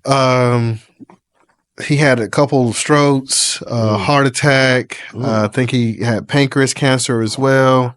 He had a slew of things. Yeah, a slew of things. But it was, for me, like it was the eating. Oh, it was like, it was times where I would come home and, I'm asking about his health and everything. And then, he'd tell me what he's eating. And like one of the things, like his doctor was saying, like, like bacon, I think that was on his like diet. And I'm like, dude, come on, man. It's like bacon, like, come on, man, like, give up the smothered like, pork chops and everything. Pork, like, that's not a health regimen. You should consider like just going vegan.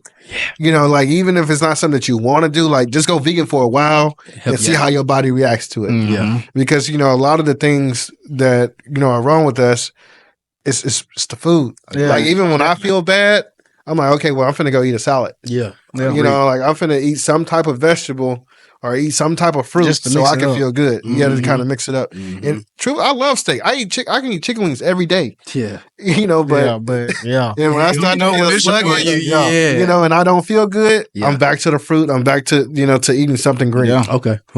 And so like that's my medicine. I don't take prescriptive medicines or anything. I went to doctors. They try to prescribe me a pill. Nope, you can keep that. Same. I don't want it. So your sister. Yeah. So your mama lost her son. Yeah. She lost her dad. Yeah, and so my sister, we just lost her. Like this is like random. Like in my eyes, like this is the most random shit ever. Like lost her in a car accident on the way to work. How long ago? 24 years old, about to be 25. How long? 2024 in March. Oh man, that's recent. Mm-hmm. Goodness. Yeah, and so it was just like that. Was that another? I know That it's was another like hit. Like that's our only girl. That was and that's the baby. and it's So it's the oldest in the baby. Yeah. and it still hadn't broke your mom. She still chin up. Still chin up, still strong every day, and it's just like honestly, like after that, like I feel like that was. I just had to hug her. Yeah. Like just to give her the longest hug. I think we hugged for about like 5 minutes. I can believe it. And it was just like damn, like, you just I couldn't imagine like of course, like, I feel the loss. Of course. But for her, it's just like this is on a totally different level. Exactly. Like, I couldn't even because I have a daughter. And it's like I couldn't even imagine losing one kid. Agreed. Like, let alone like two. Yeah. And the same thing, for my dad as well. Like I couldn't imagine losing one kid. Yeah. And like seeing his strength as well, and just continuously moving. So how many brothers and sisters do you have total? So total, everybody here. Well, everybody, 12. 12 if I'm counting my stepbrother on my dad's side. I mean, but that's only one. side. That's only one step sibling. So you have 11 blood. Yeah. And the other 8 are from your dad. Yeah, I'm the oldest of 9 with my dad. Yeah. Wow. That's So a lot of kids. We tap. Well, let's travel through your childhood all the way up to your dad, so we can go ahead get into your dad's side. So what do you mean, like travel from? As far as we tapped here? into your, your brothers and everything, but we still didn't get to your childhood or where you came. Oh yeah. So my childhood, grew up like I would say from the earliest was in Lakeport. Over off of first was on Rocket Street in Lakeport. Behind it was Skinner's. Okay. I think, Skinner's back then. I don't know what it is now. Then J Drive, Lake Cherokee. Then we moved into the city. My stepdad and my mom, like, they were good together, but they fought a lot. But they made sure that okay, well, at the end of the day, like the kids got to be taken care of. So like that was their their thing. Like we're gonna stay together for the kids.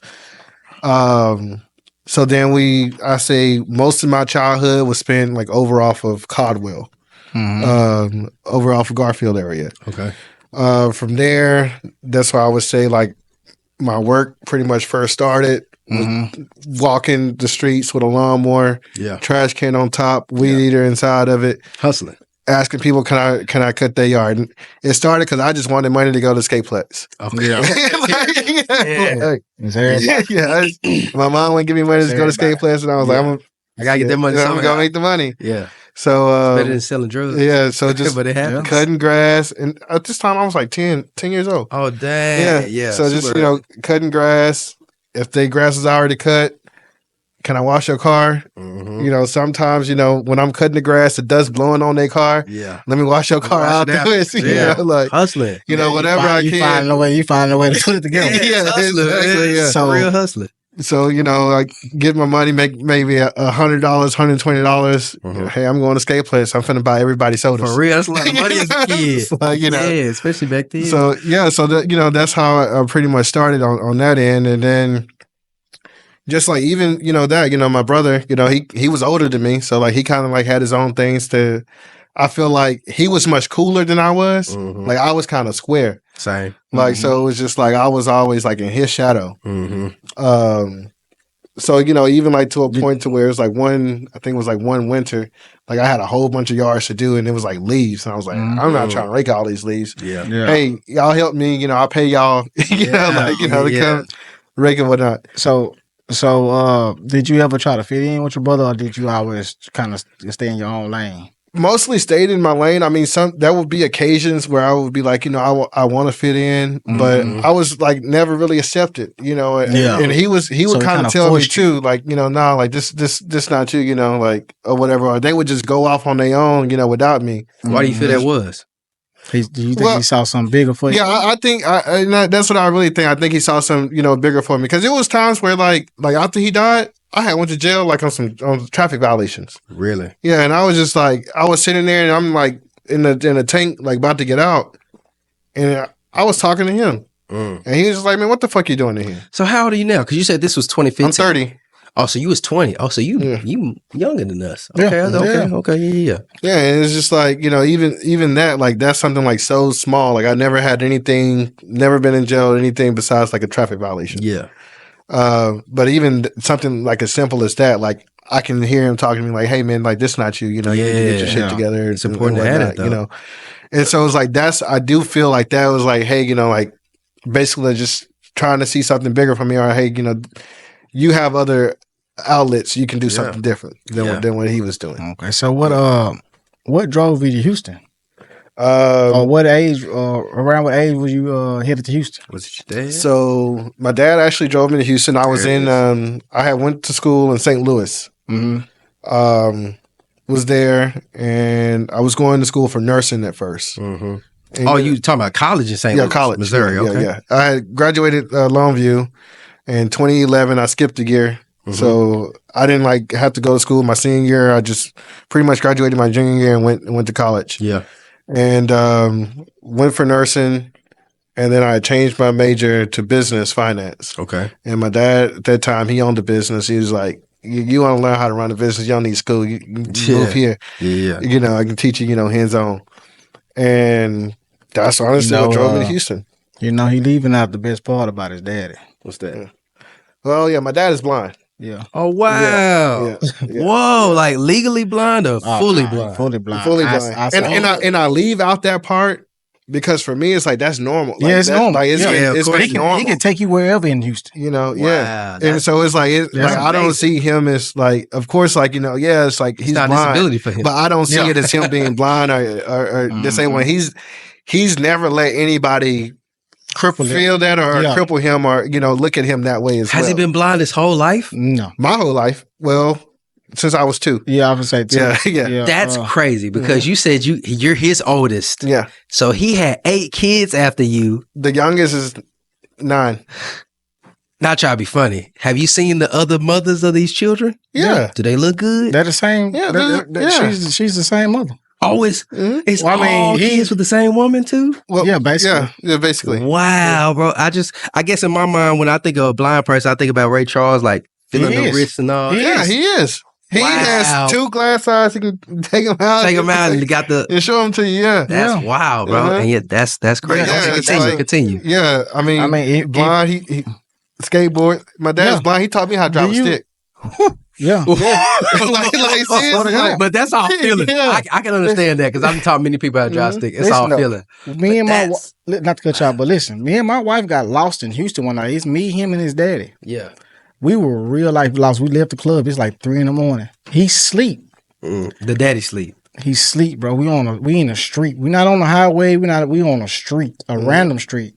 The man told us, he woke up, he said, "Oh, okay. What the street say?"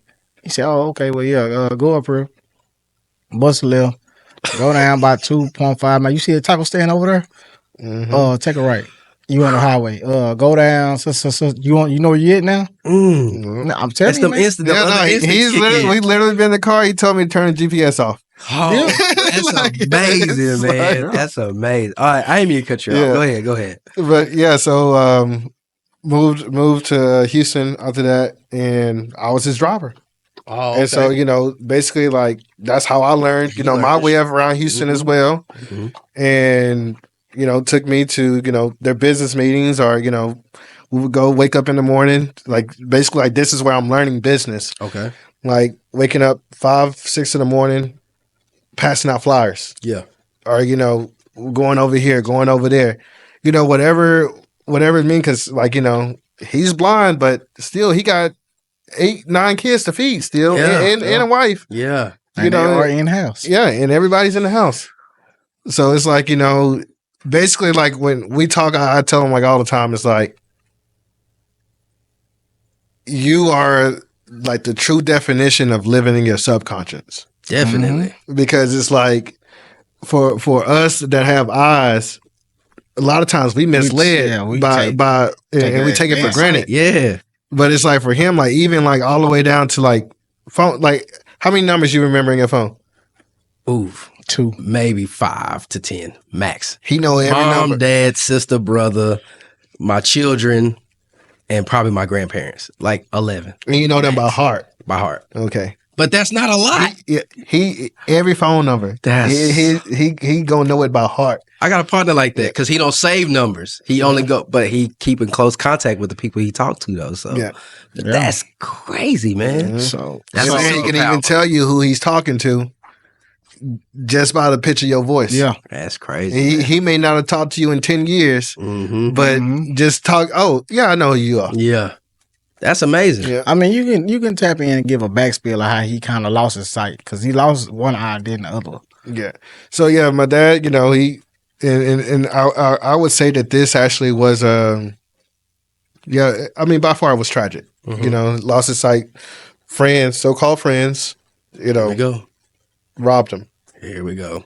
Took his sight, left him for dead. Yeah. Pretty much on the side of I-20, found by a truck driver. But so like that, and we talk about it recently as well.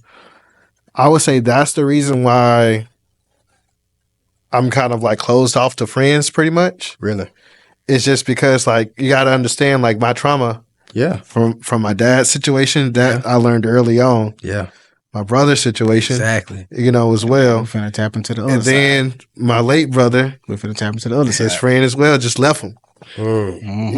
Like just left in his car. Why they out? So Yeah. And since so like these are friends, but the whole time my dad, he raises families all you got. I agree. I tell my kids the same thing. Yeah. I tell my kids the same thing. And since we in that lane, man, so now you in Houston, you living, man, and I'm a skip a little bit to around about now-ish, a few years back.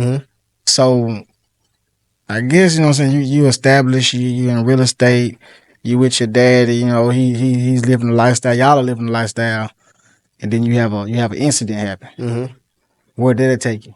And So man, that honestly, with that one, What's this one?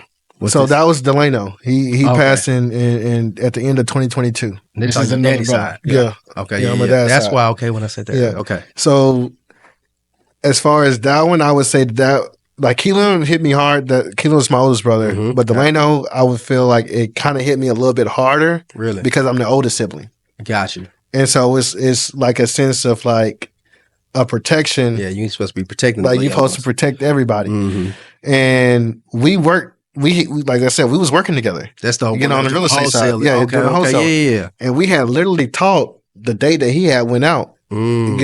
and everything. We was talking about a deal, Yeah. that we was working on, and went out with his friends to this bar, McIntyre's, and looks like somebody put something in his drink or whatever, like from the way that his body was responding and everything like that. And I have friends in real estate that frequent that bar before, and numerous friends have said that they've been drugged or felt like they've been roofied. Yeah. And then even like when we was searching for him and knocking on all the doors, people in the neighborhood are saying, "Oh, that bar, yeah, people have a history of being drugged." No lie, no kidding. When we were searching for him, that was a Tahoe literally in front of us, and we just sitting outside the bar, just like looking, just trying to peep the scene or whatever.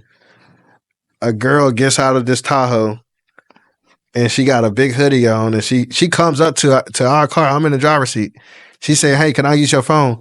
I just woke up in this car. I don't know how I got there." Wow. Did y'all do a toxicology? Did he have a toxicology Yeah, screening? the toxicology report, and all of that. They're saying that they believe that he drowned. yeah, it took a while. Yeah. It took a while to find him. It took what? Like 2-3 weeks. Yeah, 2-3 weeks. Oh man. hmm So he was already bloated. And Never- found like down in the Houston Bayou. Yeah. No shots, no nothing. No. No. Um. Well, I mean, that was inconclusive. You couldn't tell that because they said that his body had already decomposed. Yeah. So you can't really tell, what happened or anything of that sort. And the same time as that happened, they was saying that there was a serial killer. Yeah. So this basically and a they cold would case. he was dropping bodies in the same. In the same Like area. after they found him, Yeah. you found a few more. You know Mhm. what I'm saying? Like shit, damn near weeks apart. Yeah. There's not a big search going on still Oh, to no. this day. I mean, the thing about it is just like this is why I don't trust the justice system. Is because they just looking to close the case. Of course they are. That's why they say it's adrenaline. Yeah, that's their objective. So it's like, oh, we found the body, case closed. I mean, y'all had who was it? Y'all had come down? Sheila Jackson Lee, Congresswoman Sheila Jackson Lee. Yeah. She came, stepped in, brought the FBI with her to do a search. I mean, very, thankful for her help. But even on the politician level, it's a picture. It's a photo op. And plus, she was running for mayor at the time, as well for Houston. So like, this is a way for let me step in and come on, man. So this is why I take I have I would say like a passion for helping people, like genuinely helping people because not only from hurt. But I know how messed up people can be, and like how they can just try to take advantage of certain situations. Yeah, to say, "Oh yeah, this is a photo I'll put my arm around you," and it's like it's gonna don't mean shit to them. It don't mean anything. Damn, they just ready for that click, and after that, they're out the way. They're out the way. I'm gonna ask you the same thing. How did that affect your father? Being his first child, his first loss. I would say it definitely affected him. I mean, like even to this day. I don't feel like he's like truly like been able to grieve, other situation, because, for one, like his sight. I was just gonna say, do you think that blindness played a part into all? You had 1,006 people in your ear, you can't see what's going on. And I think that's one of the biggest things. But then also it's a sense of like he grew up in a different era. And so it's a part of like I feel like his era is like not really prone to like showing emotion. Yeah, definitely of that sort. Yeah, no. And so it's just like, he's trying to cope, but he can't. With him being this manly macho man, he can't let his feelings out. He can't let nobody see that. Yeah, that's pretty because it's basically taking his kindness for weakness. That's him and all his cousins. Let me ask you that though. So because I get it. So I grew up with my stepdad, my real dad. He ain't there, multiple life sentences. But with that generation not being able to tap into their feelings, do you know with you and your dad's relationship, how many times either you told your dad or your dad told you that he loved you? Was there any? Yeah. We tell each other like when you were young. Today we don't finish the conversation without saying I love you. When you were young, was it there too? Yeah, it was there too. See, that's so crazy what you saying. Like, he can't tap into his emotions because I think when I think back on like my I call him my dad, my stepdad, my uncles, all this and the third. I didn't really hear I love you from other men until I think I got older and I was comfortable to be like, hey, I love you. You know what I'm saying? Even my homeboys, even my real partners, like I said, one that joined the army with me, every time I talk to them, like, all right, bro, I'll holler at you later. I love you. You know what I'm saying? With you saying that older generation, your dad not being able to let out his feelings, with somebody that was able to tell his son that he loved him often, why don't you think he was able to express that grief for his son? Well, I wouldn't necessarily say he didn't express the grief. But I would just say that a lot of stuff is held in. Okay. And it's just like, hey, you know what? Like, you can grieve and you can complain about it, but who gives a fuck? Yeah, okay. I completely it's just like he goes on, shit happens to everybody. It's like those will be his actual words. Yeah. Like pay the fool. Niggas die every day, B. Yeah, like life goes on. I get it. Let me tap into your brother one more time, the one that we hadn't spoke about in his last situation. Give me a little detail into that, and then we gonna dive into some more things before we get up out of here. Okay. Steven, I believe. Yeah, so my brother is Steven. So the stuff happened with Delano. Delano was found, I believe it was December 6th of 2022. And then January 6th, my brother Steven, who's paranoid schizophrenic. Your grandmother has a history. Yeah, my grandmother, she has a history of paranoid schizophrenic as well. My dad's mom. This would be Mick's mother. Yeah. Who? Mick, my cousin Mick. I don't think I know Mick. Mick, who I just had on. Oh, okay, yeah. Okay, there we go. So Mick and my dad are brothers. Okay, got you. Yeah, so, that had bothered him. Yeah. He had been saying that you know, he felt like it was, you know, the government or, Ooh. you know, like people that, you know, had came in and killed, you know, Delano. And it's, you know, just all these different like conspiracy theories that he had been, you know, talking about and things like that, or, you know, hearing voices and whatnot. And so on January 6th, came in the house, shot his mom. You know, he felt like he was told, you know, to do that. This your dad's wife? Yeah, so not my dad's wife, but the other mother to my dad's kids. Okay. So yeah, shot her, and I believe it was like 19 times, Goodness gracious. and shot her fiance as well, who was actually Delano and I's mentor.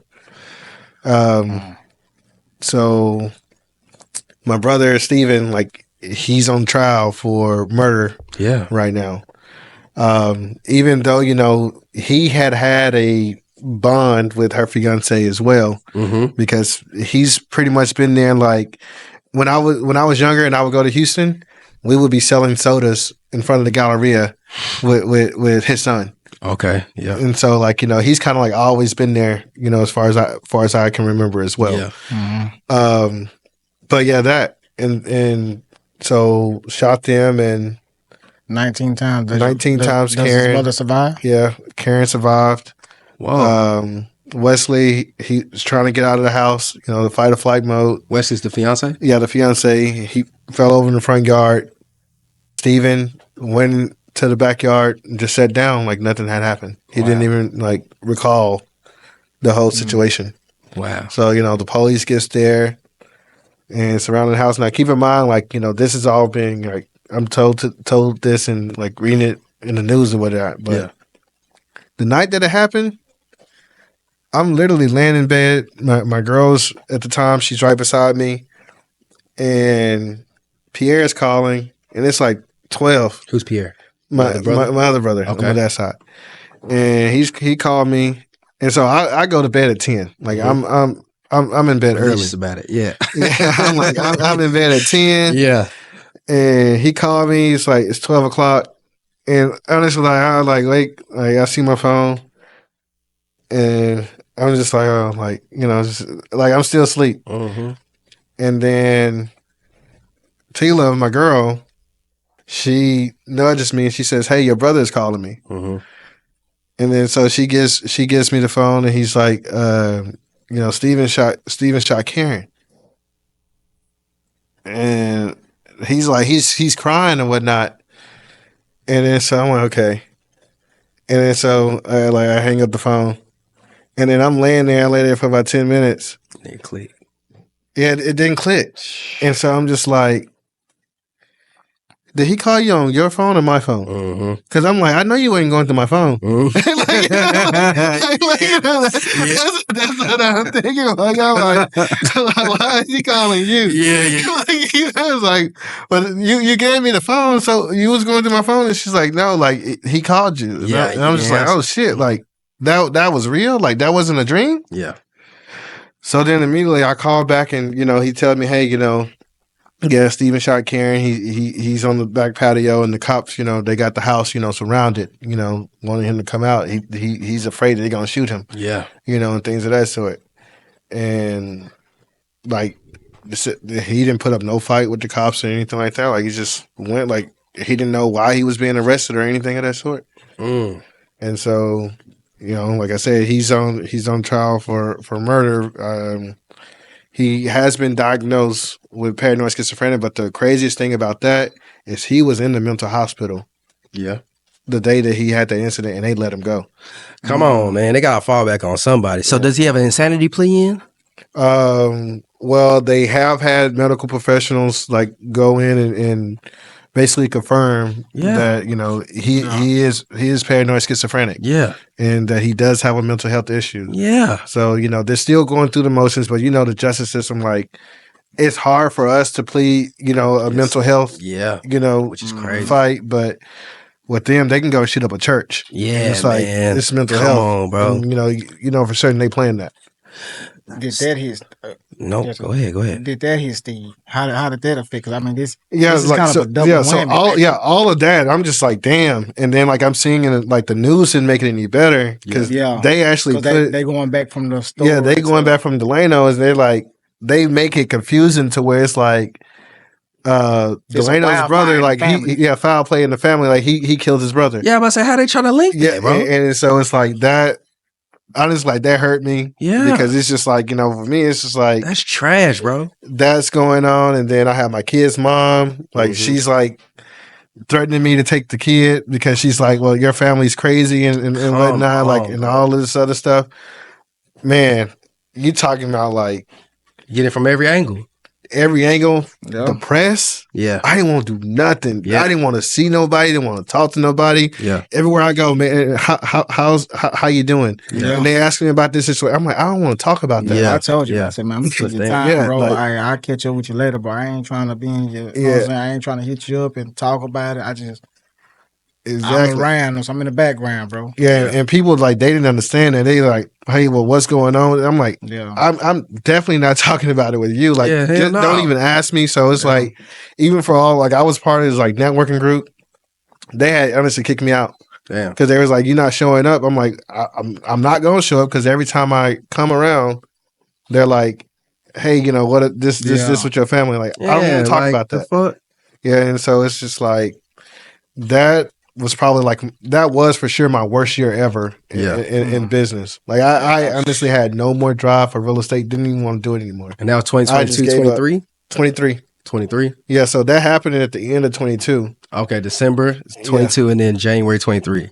Yeah. Okay. So the whole year of 2023 didn't want to do nothing. I was in the house most of the time. Yeah. Okay. Like, and then luckily, like I said, my girlfriend at the time, like, she was just trying to keep me motivated, but I was still like, man, like, this shit ain't even worth it. Like, you could be as positive as you want to do, like, try to do the right thing whatsoever. It's just life is going to hit you no matter who you are, no matter what you're doing. And you got to get up and go because it ain't your time to go. So you got to stay on the program. And so, like, that's what, that, and then my daughter, I was just like, well, damn, like, I can't be like this. For she's at the time, she's 4 years old, or about to be 4, 3 about to be 4, and it's just like I can't, she got her whole life. I need to be here for her. Yeah. I need to make sure I'm showing up for her. Kids do something different. And so it's like, that honestly kept me going. And so like we got at the time we still trying to get, toxicology report and everything like that, trying to figure out what happened with, Delano with all that stuff. And it's just like I honestly didn't want to do anything. Yeah. I think I maybe did probably about 6-7 transactions that year. Like that, like that's just how I didn't want to do anything. What okay, you said 6 or 7 that year. How many were you doing prior to that? Prior to that, it was anywhere between 15 to 20. Oh yeah, see that's a big difference. Yeah, that's a big difference. So you're doing like one every other month. Not even that. Like not like I think I went like 5-6 months, didn't do nothing. Man. Yeah. Like I didn't even want to talk to anybody or anything. I had listings, and I was telling my girl because she's in real estate too. Yeah. So it's just like, hey, you gotta do this with me. I can't. That's the one that was putting you like in these different real estate classes. Okay. Yeah, I got you. So that relationship, it started after, me and my daughter's mom after we split. Beneficial. But, we had known each other before. And so it was like, she always kind of, been there to help me as far as, like business wise and just staying motivated. So I would say, during that time, like I needed her. Like, I don't think I could have like even like bounced back without her help and her motivation. Are y'all still cordial now? Yeah, we still cordial. So like now, like, she owns a real estate team. She owned a team that I was on. Okay. And so now, like, I'm owning my team. I was gonna ask you how you became the owner of this. And I still do all the mortgage for her team. Okay. So it's like, we talk, daily pretty much, and now we just try to keep it like, strictly professional, like, and just continue to move forward. That's good. She is 12 years older than me. Oh wow. Yeah, so It don't matter when it comes to that yeah, shit. it didn't matter. But you know, she was strong. She stayed there. Yeah, man. Let me tap you up out of that emotional state, man. I got a question for you, man. If I can get my my DJ back there in the back, man. Not the DJ. Over here on the main screen. So we saw you on the internet, Yeah. you know, and if you just pay over here, how did you get there? Is that Pop the Balloon? Yeah. What? Yeah. Yeah, Where was this at? In Houston? Yeah, that's in Houston, Pop the Balloon. Houston or Love Mountain Edition. Got the turtleneck on? Okay. Yeah. He said, we saw you on the internet. First episode that they used on this one. So it's like episode 7 to 8.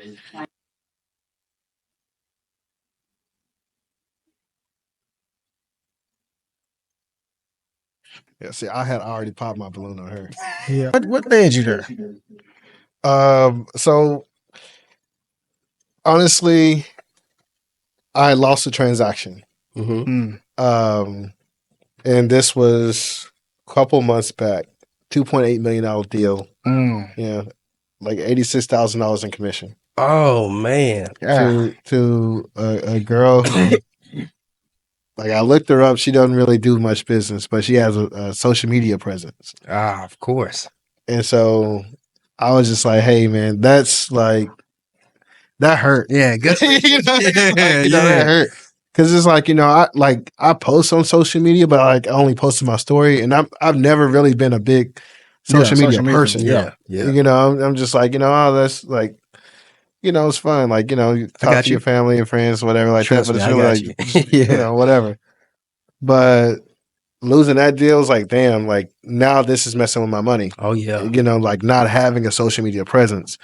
So after that, I was just like, whatever I can do to get on air, to get on TV, to get some type of social media presence, I need to do it. Yeah. You know, so I actually had a colleague, another guy on the team, on the real estate team. He actually sent it to me via DM on Instagram. And so, you know, we was just like joking around about it and ended up, you know, signing up for it. And they had selected me, you know, so it's just like, okay, well, hey, I'm gonna do it. Yeah. Yep. And, yeah. So, you know, of course, you know, just let me see, you know, what it's about. Yeah. Honestly, like the idea was like, okay, well, look, maybe, you know, get on there, shout out my social media. They got well over enough views. Let me see if I can get a viral moment. Traffic, you know, generate some traffic, you know, towards my Instagram page and whatnot. And so got there and it was hilarious. Like even like seeing them shoot the first episode and like their response. Like to some of the guys, it was like, damn, like I want to do this. Hey, you said you weren't in both episodes? No, I wasn't in both episodes. So like you seeing like dudes go up there and they just all pop at the same time. like yeah, we might need to run one of them. Man. I don't know, for real. I don't know, bro. We might need to call some people you got from Dallas. And, Lord, we need to find a building. Some be ruthless, bro. And then but it was cool though because like we got to really like socialize all at the end of it. That's cool. And we all exchanged, you know, social media, phone numbers, and like two of the guys, like we ended up hanging out like outside like that following weekend. Yeah. And like even, you know, as far as the girls, you know, connecting with them, and you know, I got a couple like outings set up. That's dope. Or whatnot, and it was just like it's all fun because like everybody there has like something like. Something going. Yeah. Yeah. And so like even if like they have a 9 to 5, they maybe got a side business or something like that. Yeah. That they, you know, trying to drive traffic to their site as well. Yeah. So it's kind of like a networking event for all of us, you know, per se. Yeah. And like that girl, I think that you just showed on there, she owned a mobile grocery store, but she's also a real estate agent. And then the other girl too, that was like in the Leopard, Victoria, she's a real estate agent too from Atlanta. Wow, and so like, you know, basically, you know, just networking with them, with me being in real estate, I'm like, hey, you know, how can we all work together? I got you. Yeah. Okay. Yeah. So we got these cards, man. I'm gonna try to get it to where we can tackle these pretty quick because these can stretch out. So yeah, hopefully we can run through these with a good state of mind and without emotions and everything else. I can't tell which card you got. It was an He got intimacy over there. intimacy. You can tap Go at a ahead, card. You pull pick one the right card. there. You pull the card. You read it. You answer it. Then he We're gonna let answered. him know Then I if answered. we already done this or he's just gonna roll with it. Regardless. Let's just see how I'm with it it. go. Yeah, Cause so I got, how is your relationship with your parents? we ain't had that. So yeah, Yeah, we kinda already went over. yeah. Well, you want to roll with that, or you want to? I mean, we ain't never done that one before. Okay, I mean, I thought we just kind of like talked about it, like, you know. Yeah, but it's kind of like on another scale. Like, you know what I'm saying? It's going deep into your parents. Yeah. So I mean, to our parents. So I was asking you. yeah, Everybody's gonna answer. everybody's gonna answer. Yeah. Well, yeah, my relationship with my parents, I feel is great. I talk to my dad, you know, multiple times a week. Same for my mom as well. Pick another card. Okay. We did that one already. I can edit it out. Yeah. Yeah. Okay. We have done that one already as well. So tell the story of the most embarrassing moment of your life. I haven't heard that one. Ooh. When? Yeah, I haven't heard that one yet. The most embarrassing moment of my life. If you had to think on it, it could be anything. Yeah. Wherever you take it. Okay, so when I was younger, I tried to cut my hair. You know the little shaver that got the 3 circles on it. Oh yeah, like the one. Yeah, like that. Yeah, like that. You I tried to get myself a lineup and push my lineup back. Ooh, disgusting. Yeah. That's the wrong thing to. No. I was probably like 8 years old. Oh, you was young though. But I had to like cut my hair bald. Oh yeah, I've been So there. it was like, you know, 8 and then being bald, that was like super embarrassing. I understand that. Yeah. How about you? Shoot, most embarrassing. Find it. Shit. I really have to think, bro. That's what I'm saying. I done had a lot of embarrassing moments though. Most embarrassing. Whew. I would really have to think, bro. Give me a second, Flip. Here, I'm trying to find it myself. You got to give me a second. I'm trying to think of what most embarrassing. Shit. I mean, what have we been in a situation that was embarrassing together? Oh, I got one. Go ahead. All right, so my most embarrassing was I was with this chick. I was like, I don't know, I probably had just graduated high school right before I went to the military. This little white girl, I won't say her name. But I was at my folks' crib. Sorry, mom and dad, if y'all happen to see this. But I was at my folks' crib and, you know, we was getting on whatever on my parents' couch.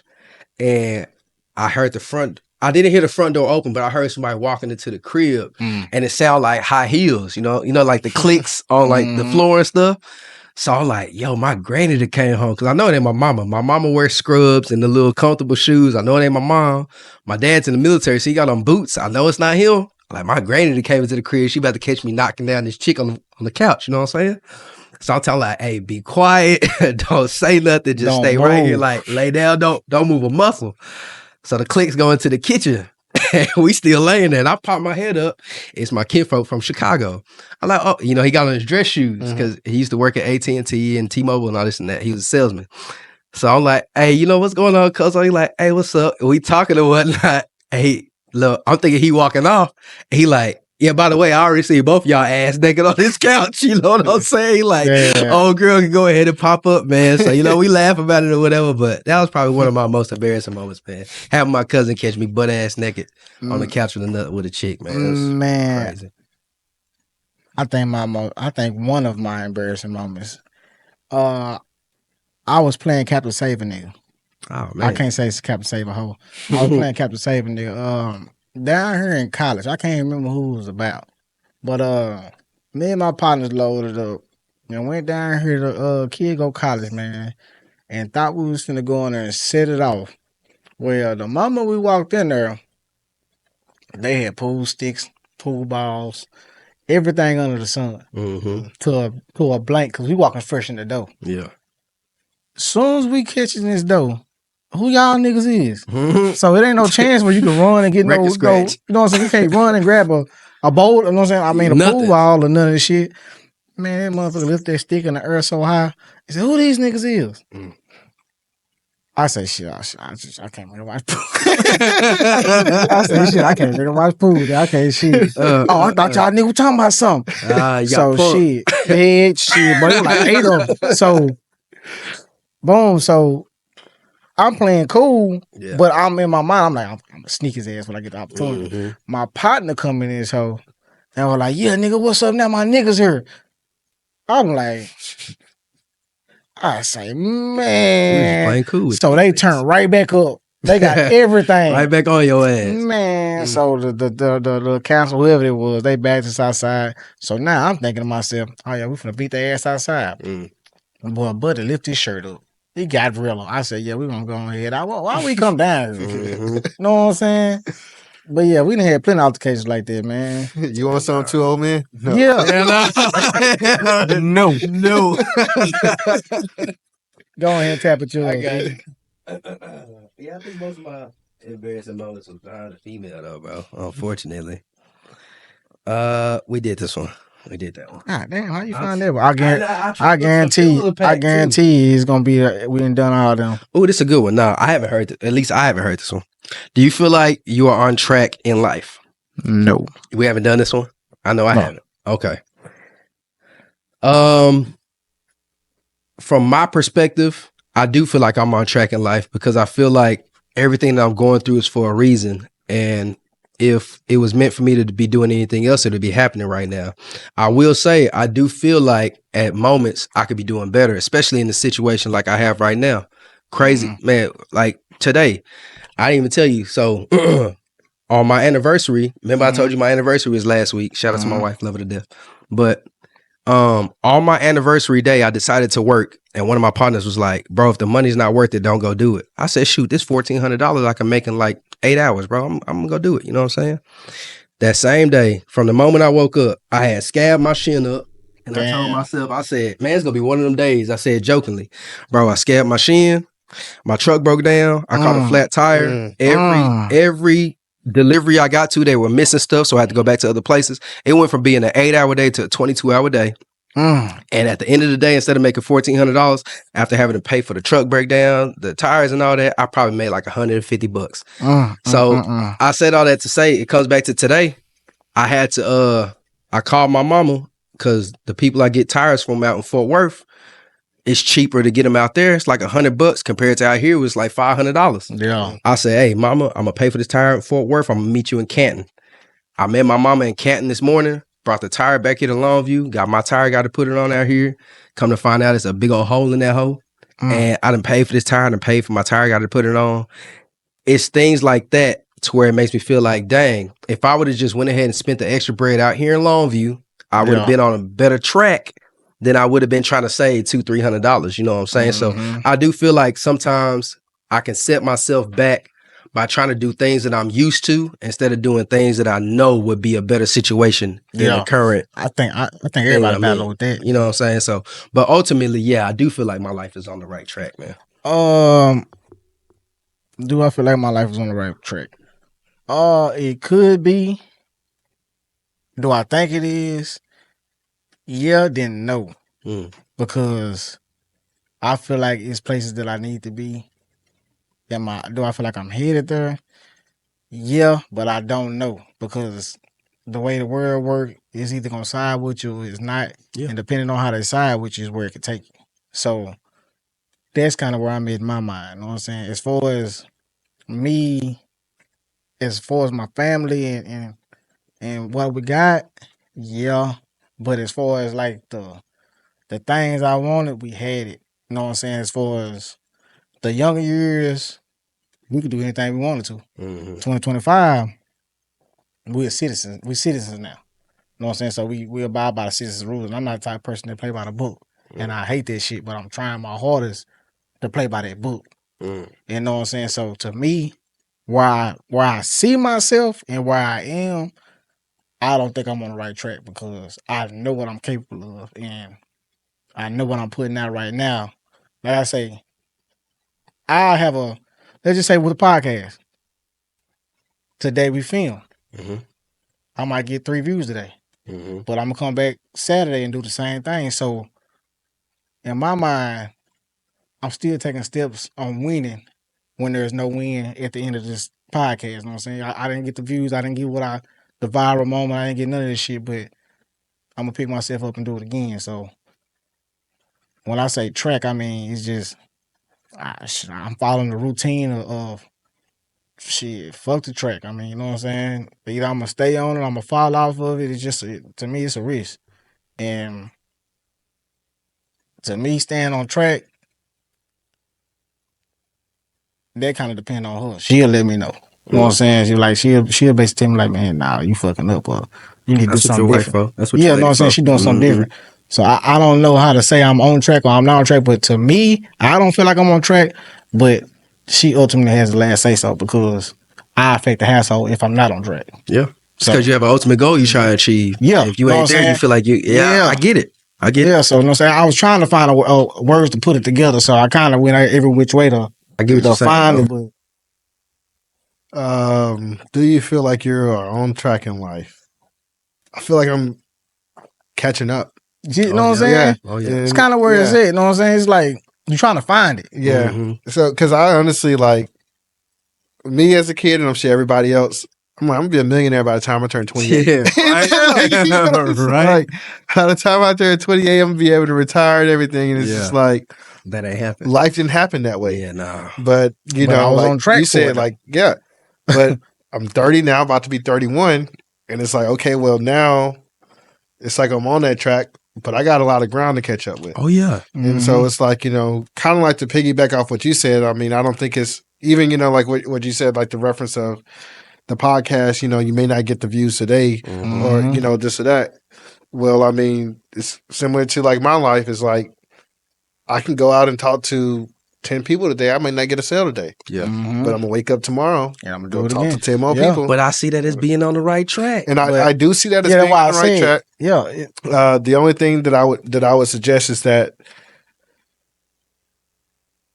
you don't never know if you're really on the right track. yeah, you I don't. agree. You know what I'm I saying? do agree. Because you know it's like when we was talking, you know, before we aired, everything has consequences. Oh, yeah. Mm-hmm. And so whether it's good or bad, Yeah. and so the thing about it is like, you know, you may do something that's good right now, but it's like, okay, well, how much further could you go? Yeah. If Yeah. you did work harder, or if you did do something different, what impact would that have? Agreed. And so like, you know, the thing is about it, like, you know, I would say like on the right track, I would say yes.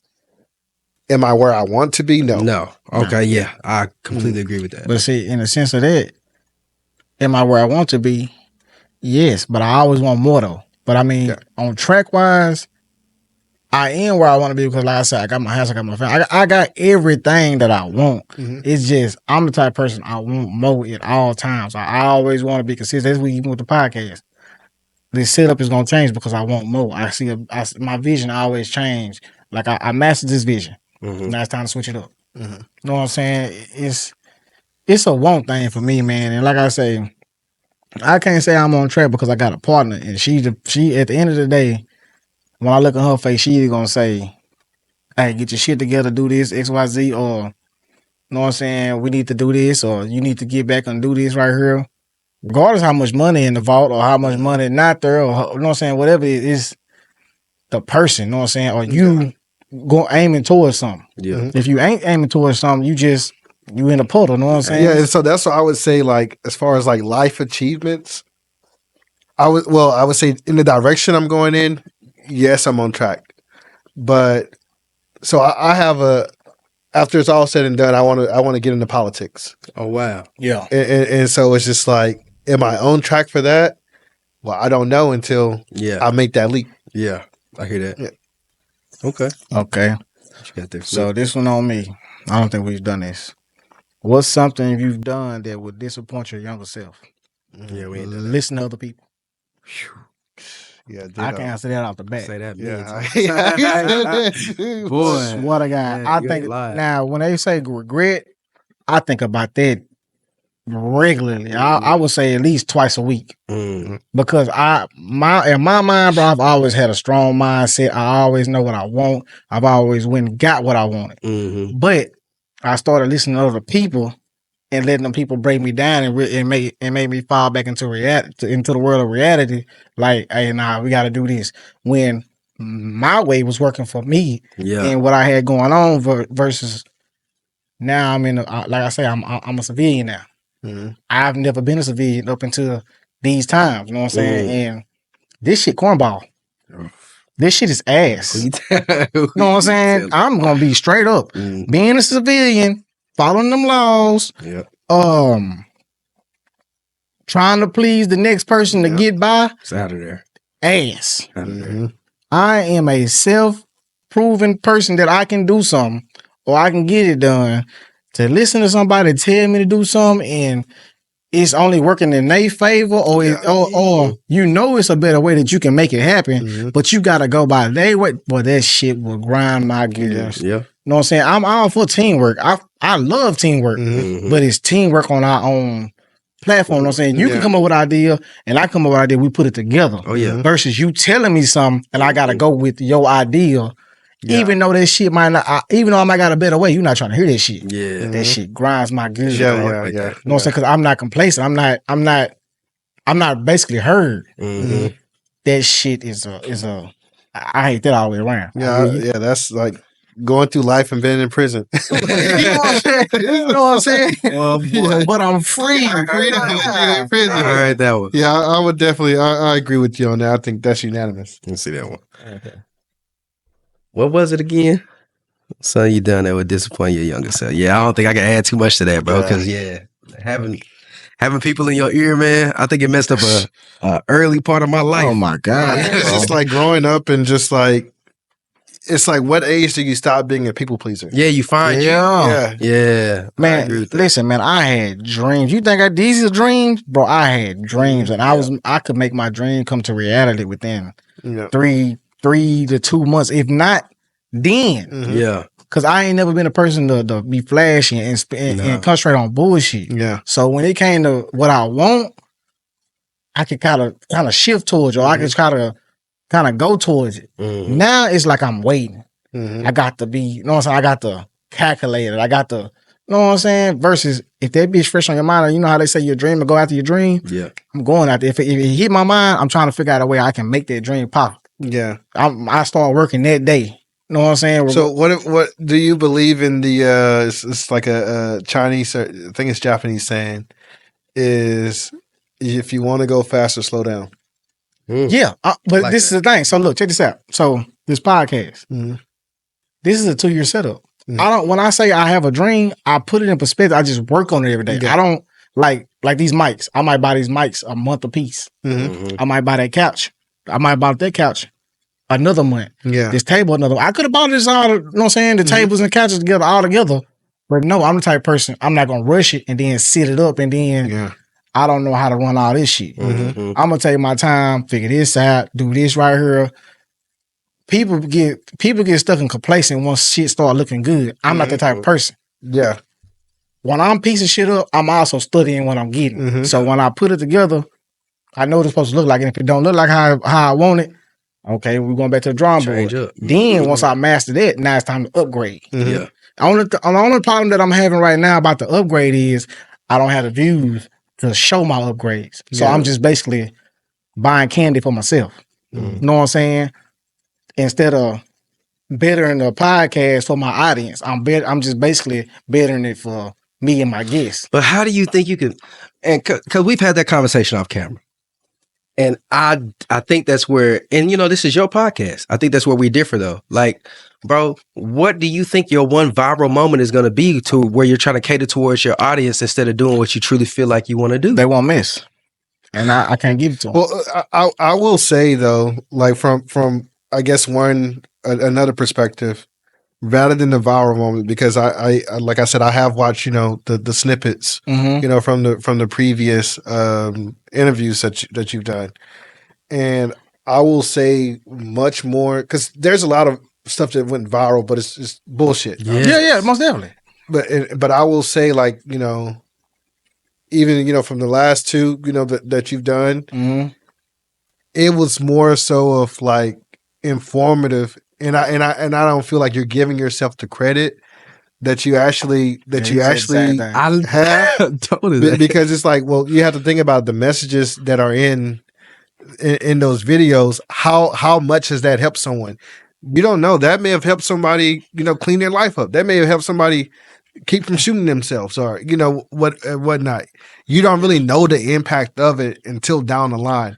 So I would say that, you know, even though you may get 7 views, 3 views, whatnot, that's the starting point. Yeah, most definitely. And then too is just like it's like this, like basically like in my world of selling the house. I may have an open house and one person show up. Yeah. Yeah, most But definitely. how many people I need to sell a house to?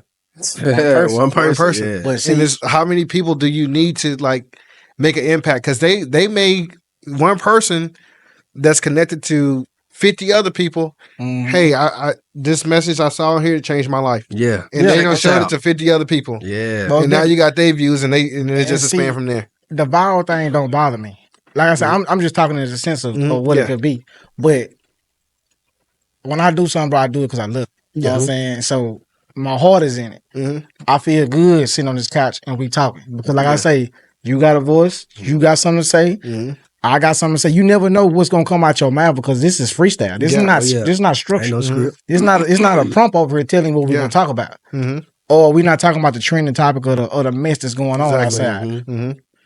How I look at it is, I just ain't never been part of that way, man. Like I say, I would like the views. Comment the views is, and then the money is going to help you build this. But the ultimate vision is the same thing that's going on right now. Yeah, That's well, what it should be. I mean, I would like to add, so, not just, this particular podcast, like I've seen you do stuff within the community, as far as like, we had like a couple events, at the park, before, and just like pretty much like bringing the whole community out, letting them know that, hey, like, ain't no beef, as far as like this side, that side. Like, we all gonna come together peacefully and we gonna all have a good time and we gonna share laughs. That's what I'm all and things of that sort. And so what I'm saying as far as like, I see, like the podcast, like reaching a larger community per se. And so that's what I'm saying. It's like your help is like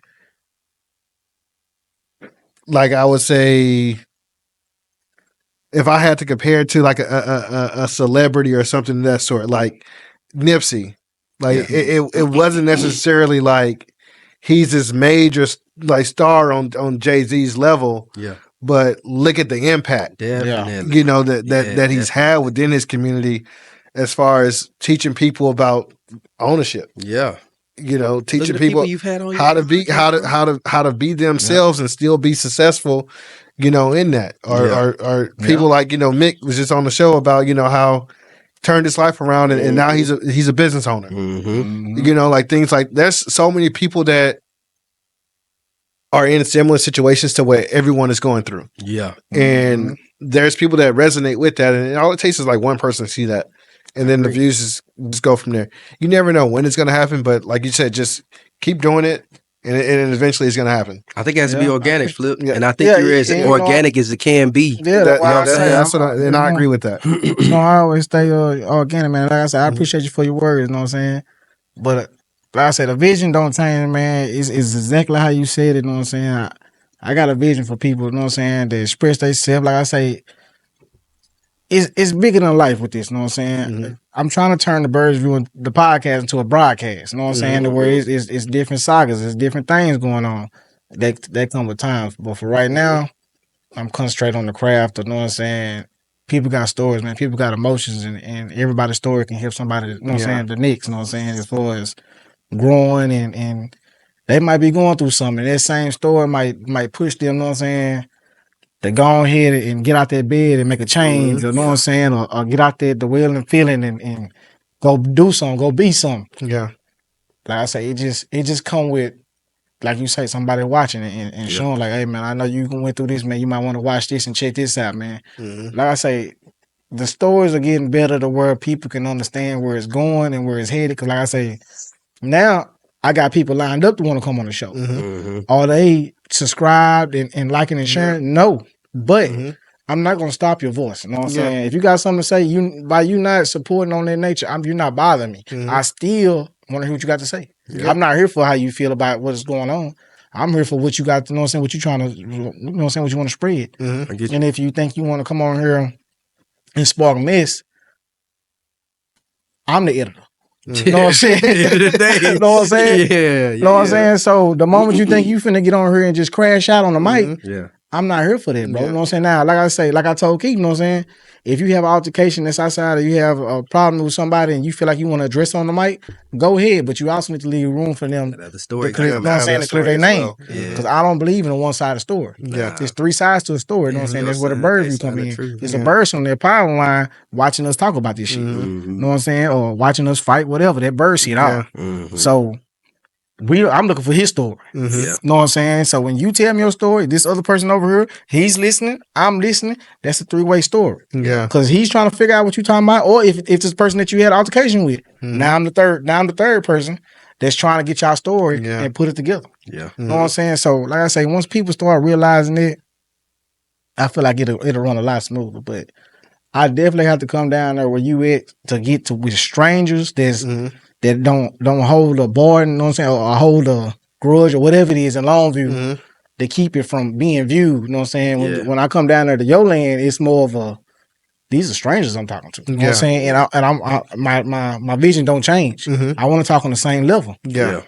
So when it come to them, you know what I'm saying, or whoever they reaching in Houston, it just go from there. But like I said, I want to get it right here first before I venture out. Yeah. You know what I'm saying? But I pretty much got it here. But like I say, I'm going for more views. No, I mean more equipment, better equipment for when I present myself.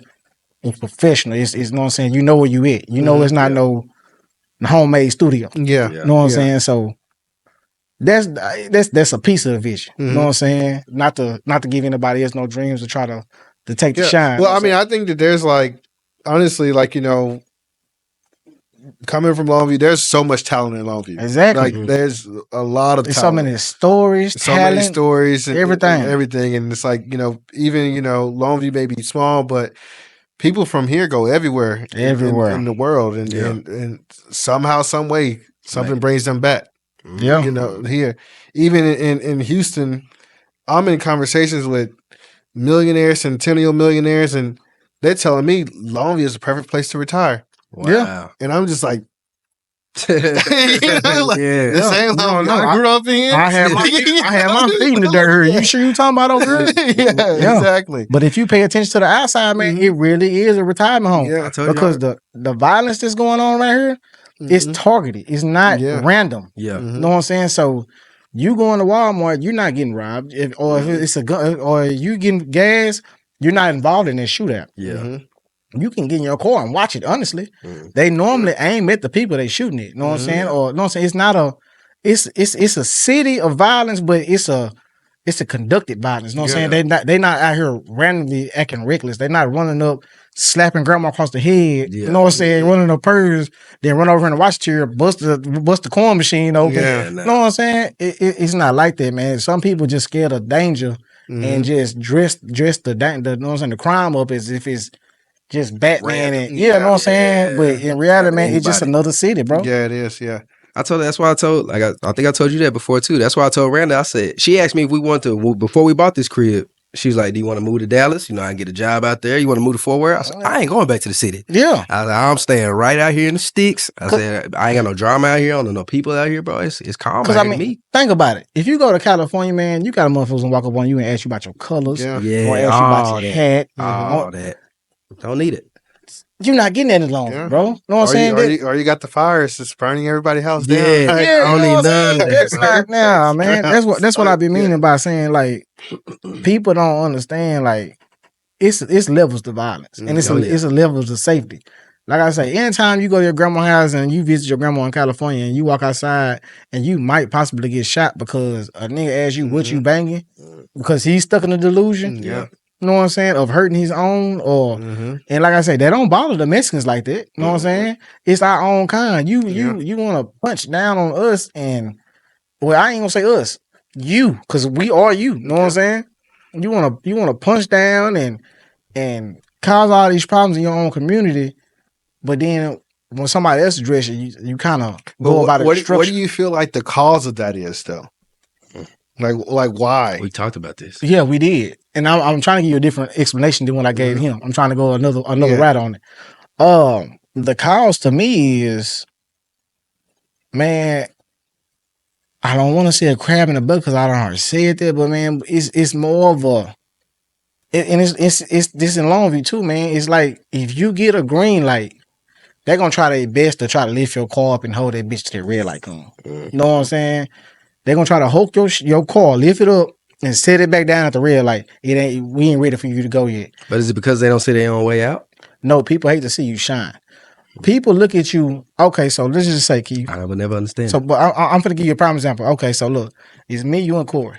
Okay, you own your business, Corey, you own your business. I'm a bum.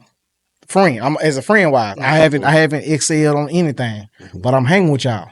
So either I have to elevate and get on y'all level, or I have to separate from y'all because I can't match y'all. And that forms a hate mentality. You know what I'm saying? It's an envy mentality, but it also forms a hate because now you're creating an invisible problem because you're not taking it. I'd rather go to the club, party, do XYZ, and then come over here while y'all talking about business. Hey man, y'all ain't trying to smoke today? Y'all ain't, you know what I'm saying? Hey, let's go to the bar. Man, y'all, nah man, shit. Hey, we got this little plan going, bro. You gonna jump in? You ain't say how much money you got or none of that. Hey, you gonna get in on this? Nah, man, shit. I'm trying to go fuck. Y'all ain't see them hoes over there? Yeah, where the bitches You know what I'm saying? That mentality right there is what's keeping you in the dust. You know what I'm saying? And that shit right there is damn near the ratio of it in a group is like an 8 to 10 or a 9 to 10. Know what I'm saying? You might got one person that's one sitting outlier. Do you think they choosing that on their own though? Yes, sir. Most definitely. You don't because I would think that there's an external influence. So Yeah. check the Because influence we out. are look the thing about how the subconscious works is whatever you feed it is what it's going to put out. Most definitely. But check this out though, Corey. You know me and you know the background of your family. Yeah. I grew up in a household of it. I could have chosen to take every which route.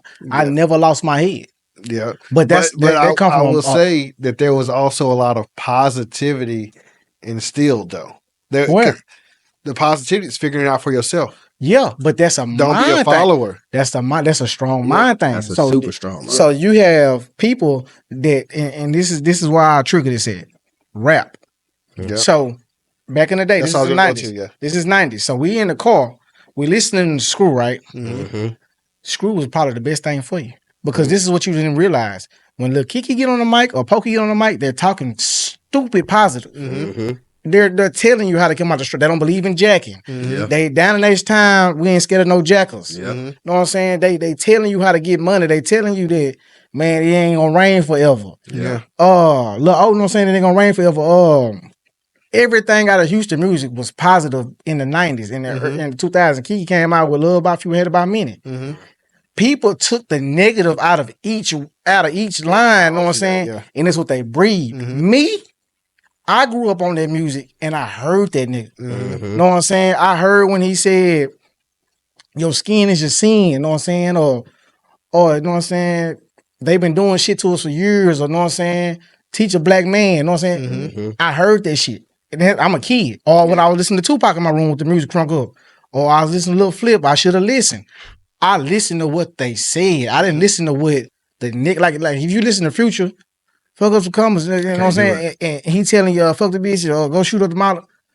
I ain't never paid attention to that. Yeah. But that's the same thing. You know what I'm saying? So when they cut down Houston music, I didn't find a pathway of music. I found Drake. Really? Boom. Drake, yeah, because the beginning of Drake was a soft nigga I talking remember about Drake. getting money. Trust me, I remember Regardless early if he Drake. was stealing somebody's style, he was relating to himself of getting money. He not out here talking about gang banging. He not out here talking reckless. Then he grew up and started talking about everything I didn't want to hear. Push Drake to the side, and I used to be a Drake fan. Back door, boom. Nipsey coming to the scene. I've been on Nipsey since way back when. Same. Know what I'm saying? But I didn't know who Nipsey was though. Yeah. Know what I'm saying? I've only heard him. Yeah. And I can't put a face to him, none of that shit. Yeah. So even I went to Cali, I went to his shop. I still didn't know who he was. Know what I'm saying? When I walked in the shop, then and it's like right when they opened it up. Yeah. I don't know where I'm at. Yeah. I just know Slauson Boy on the shirts. I know his brother is right here behind the counter. Yeah. But I don't know none of this shit. I just know the music when I hear it. But boom, he kind of catch a flame. He, you know what I'm saying? He started talking the same shit that these H-Town niggas talking to. If you pay attention to his music, He's going to H-Town and finding the same niggas that was talking that shit back in the early days. Because even Zero was talking negative, but if you listen to Zero saying, man, I can't stay in this spot. For And real. then when he said, I wish I could sing another song. Boy. You know what I'm saying? Hey, I fucks Then he with made Zero. another album. What the crowd do? They pushed Flipped away on from that him. nigga. Flipped on that nigga. You know what I'm saying? They flipped on him. Yeah, big time. Nobody likes to live in a positive area. You know what I'm 1D. saying? They are battling with Kendrick right now because Kendrick is telling you, my nigga, you've been brainwashed into all this bullshit that Drake has put out. And like I say, I backed away from Drake before all this shit happened because I said, man, Drake switching up, man. He following the trend. Yeah. So when Kendrick come out, he's telling you, man, hey, get back to your coach, man. Get back to your people, man. Listen to what you listen to. That's some bullshit. I'm feeding you energy. This motherfucker feeding you a goddamn bowl of beans. Well, yeah, it's kind of like what they were saying. Like, I think Kanye was saying like a redemption verse. Yeah, Like, know what I'm they'll say saying? some bad shit, and I then didn't hear that. they put a good bar right behind it. Check this out. I'm not to cut y'all. I'm gonna give you a prime example. So when Nipsey died, right? How many niggas did you see come back and try to make positive music to try to ride that wave? Meek Mill was one. Yeah. He tried it. He got on BET Awards and tried to make that song. What did he do right? He got on BET Awards. Lil Baby. Done the same Yeah, thing. Lil Baby did. Yeah. That's not And your I don't even listen to image. Lil Baby. You know what I'm saying? That's not your image. You only riding the But coat. I think that was his biggest song, like Black and White. That was Yeah, his might have biggest song. Because at the time, Yeah. it was a wave to ride. Nipsey put on a show that you couldn't deny. He was preaching positive. You know what I'm saying? When they rolled back the tapes and they showed what he was doing, they showed what he was doing in the community. Regardless of who the nigga was in the streets, he never lost the mindset of what he was doing. Yeah. You know what I'm saying? He could go shoot a nigga tonight, but tomorrow, he's still finna go talk to these kids and try to uplift them. You know what I'm saying? And Kendrick said that same shit. yeah, you know what I'm saying? I'm just, you know what I'm saying? That people don't realize that shit, you know what I'm saying? You do wrong, but what is your right? You know what I'm saying? Or and I take that to the old schools that I try to get on the podcast that don't want to come. Live in your wrong, bro. Tell your truth. Teach the youth. You know what I'm saying? That's the best so way to important, teach bro. them. You know what I'm saying? Because like people, they don't follow what you say; they follow what you do. What you do. Yeah. And for you to be still sitting on the block and you know what I'm saying, you still doing this, I ain't saying that you can't say, hey man, don't go crash out, don't go do that. But like I said, like Mick said, you know what I'm saying, them 3 words, man, I told you, man, hey, chill out.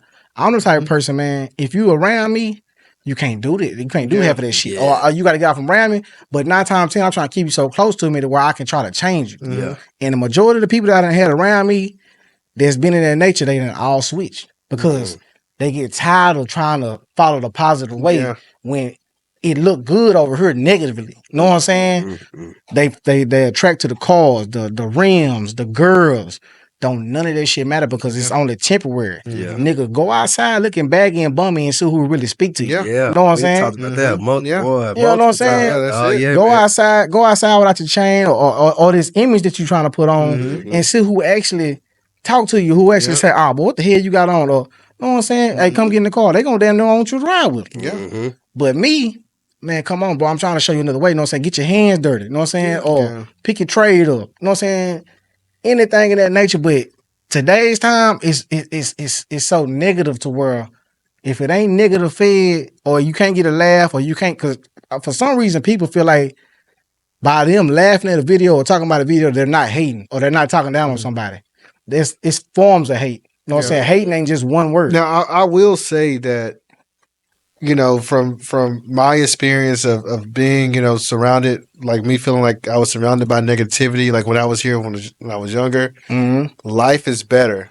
It's overall, it's better, it's funner to live when you surround yourself with positivity. Most definitely. Being around like positive people has opened me up to some of the best experiences. Change your life. Yeah. And you don't realize how angry you are. And you don't, yeah. Yeah. And see, I try to break that down to Joe. You know what I'm saying? Bro, it's a peaceful place here. I done been robbed. I done had so much shit happen to me, but I've never lost the person I am because at the end of the day, man, what you done to me don't break me. If I'm breathing, I'm living, I got to keep going, bro. I'm a happy spirit, bro. When I walk outside and I just shared this video with my old lady, you know what I'm saying? This is a true aura, you know what I'm saying? When they say you got high frequency. Me and my wife can be anywhere. And I look like a straight bum, no haircut, no nothing. It's gonna be children walk up to me and hug me.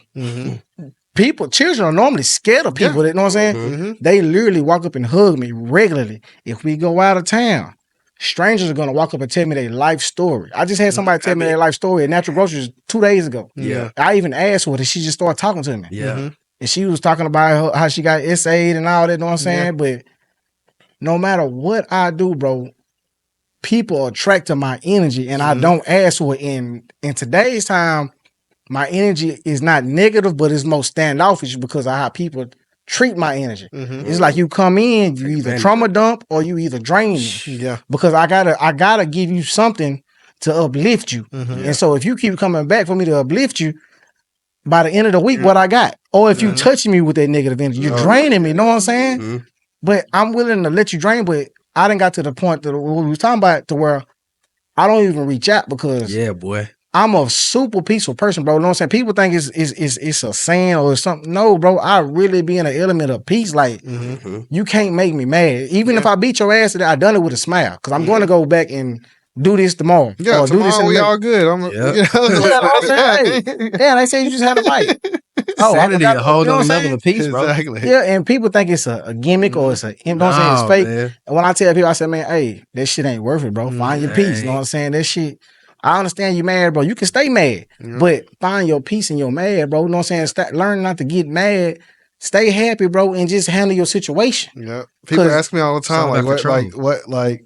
you could be mad, you know, in one situation and tomorrow you wake up, you're totally different. Yeah. What happened? I went to sleep. I want Yeah, to sleep. bro. Like, You know what I'm saying? It's all- Don't get me wrong, bro. It's altercations that happen that's gonna frustrate you. Yeah. Yeah.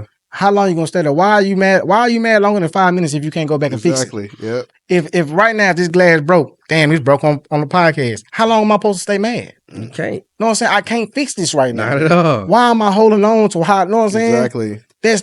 That's how I live in life. You know what I'm saying? Once it happened, I try to see if I can fix it in my head. But if I can't, the next thing to do is to make the situation better. That's it. You know what I'm saying? I never understood it, bro. I feel like I always lived that lifestyle, especially since a kid. I think my mama instilled that in me, but I wasn't able to like bring it to the forefront until I became a trucker. Like when I was homeless before it or whatever, and this old white man, shout out Earl, man, I'll never forget him. I was in class one day and I wasn't frustrated, but I seen the people around me like failing tests and getting frustrated about this and whatnot. And the energy was impacting the whole room. Everybody felt off.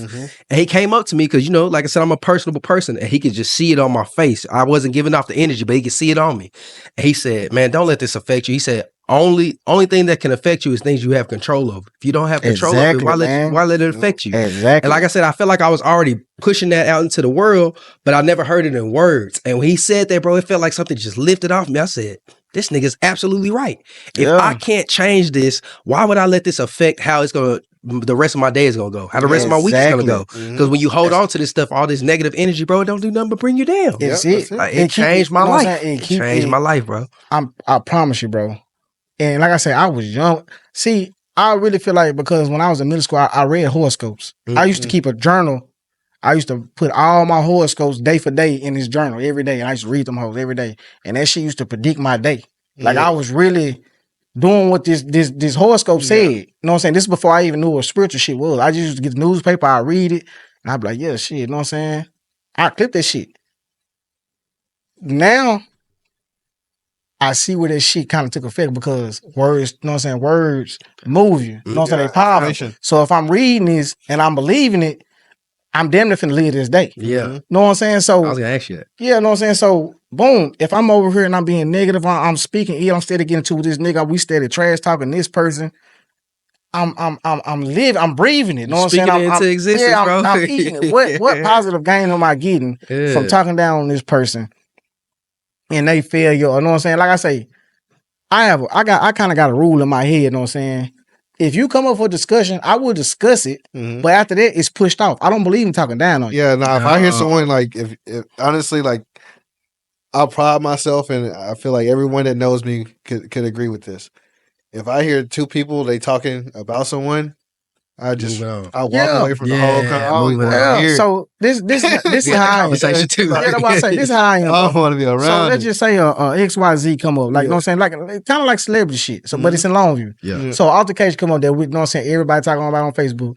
If it come to my table and we talking about it, once it start turning negative, Like, you know what I'm saying? I don't want to talk about it. But if we saying like, damn, did you see such? And that shit kind of fucked up. I'm like, yeah, you know what I'm saying? I don't know what they on, you know what I'm saying?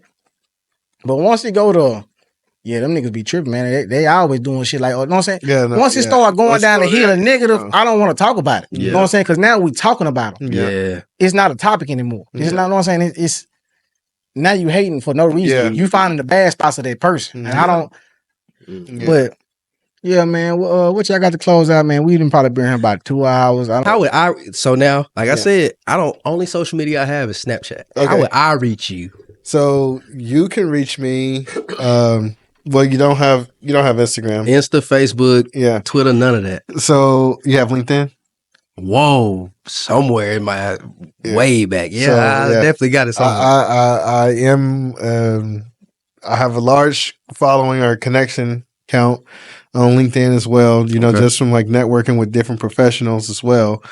And so you can either catch me on LinkedIn. Give us your names. Jacorian Burks. On LinkedIn, on Instagram, J the _ negotiator. And on the business page for Instagram is the Burks Group. The Burks Group.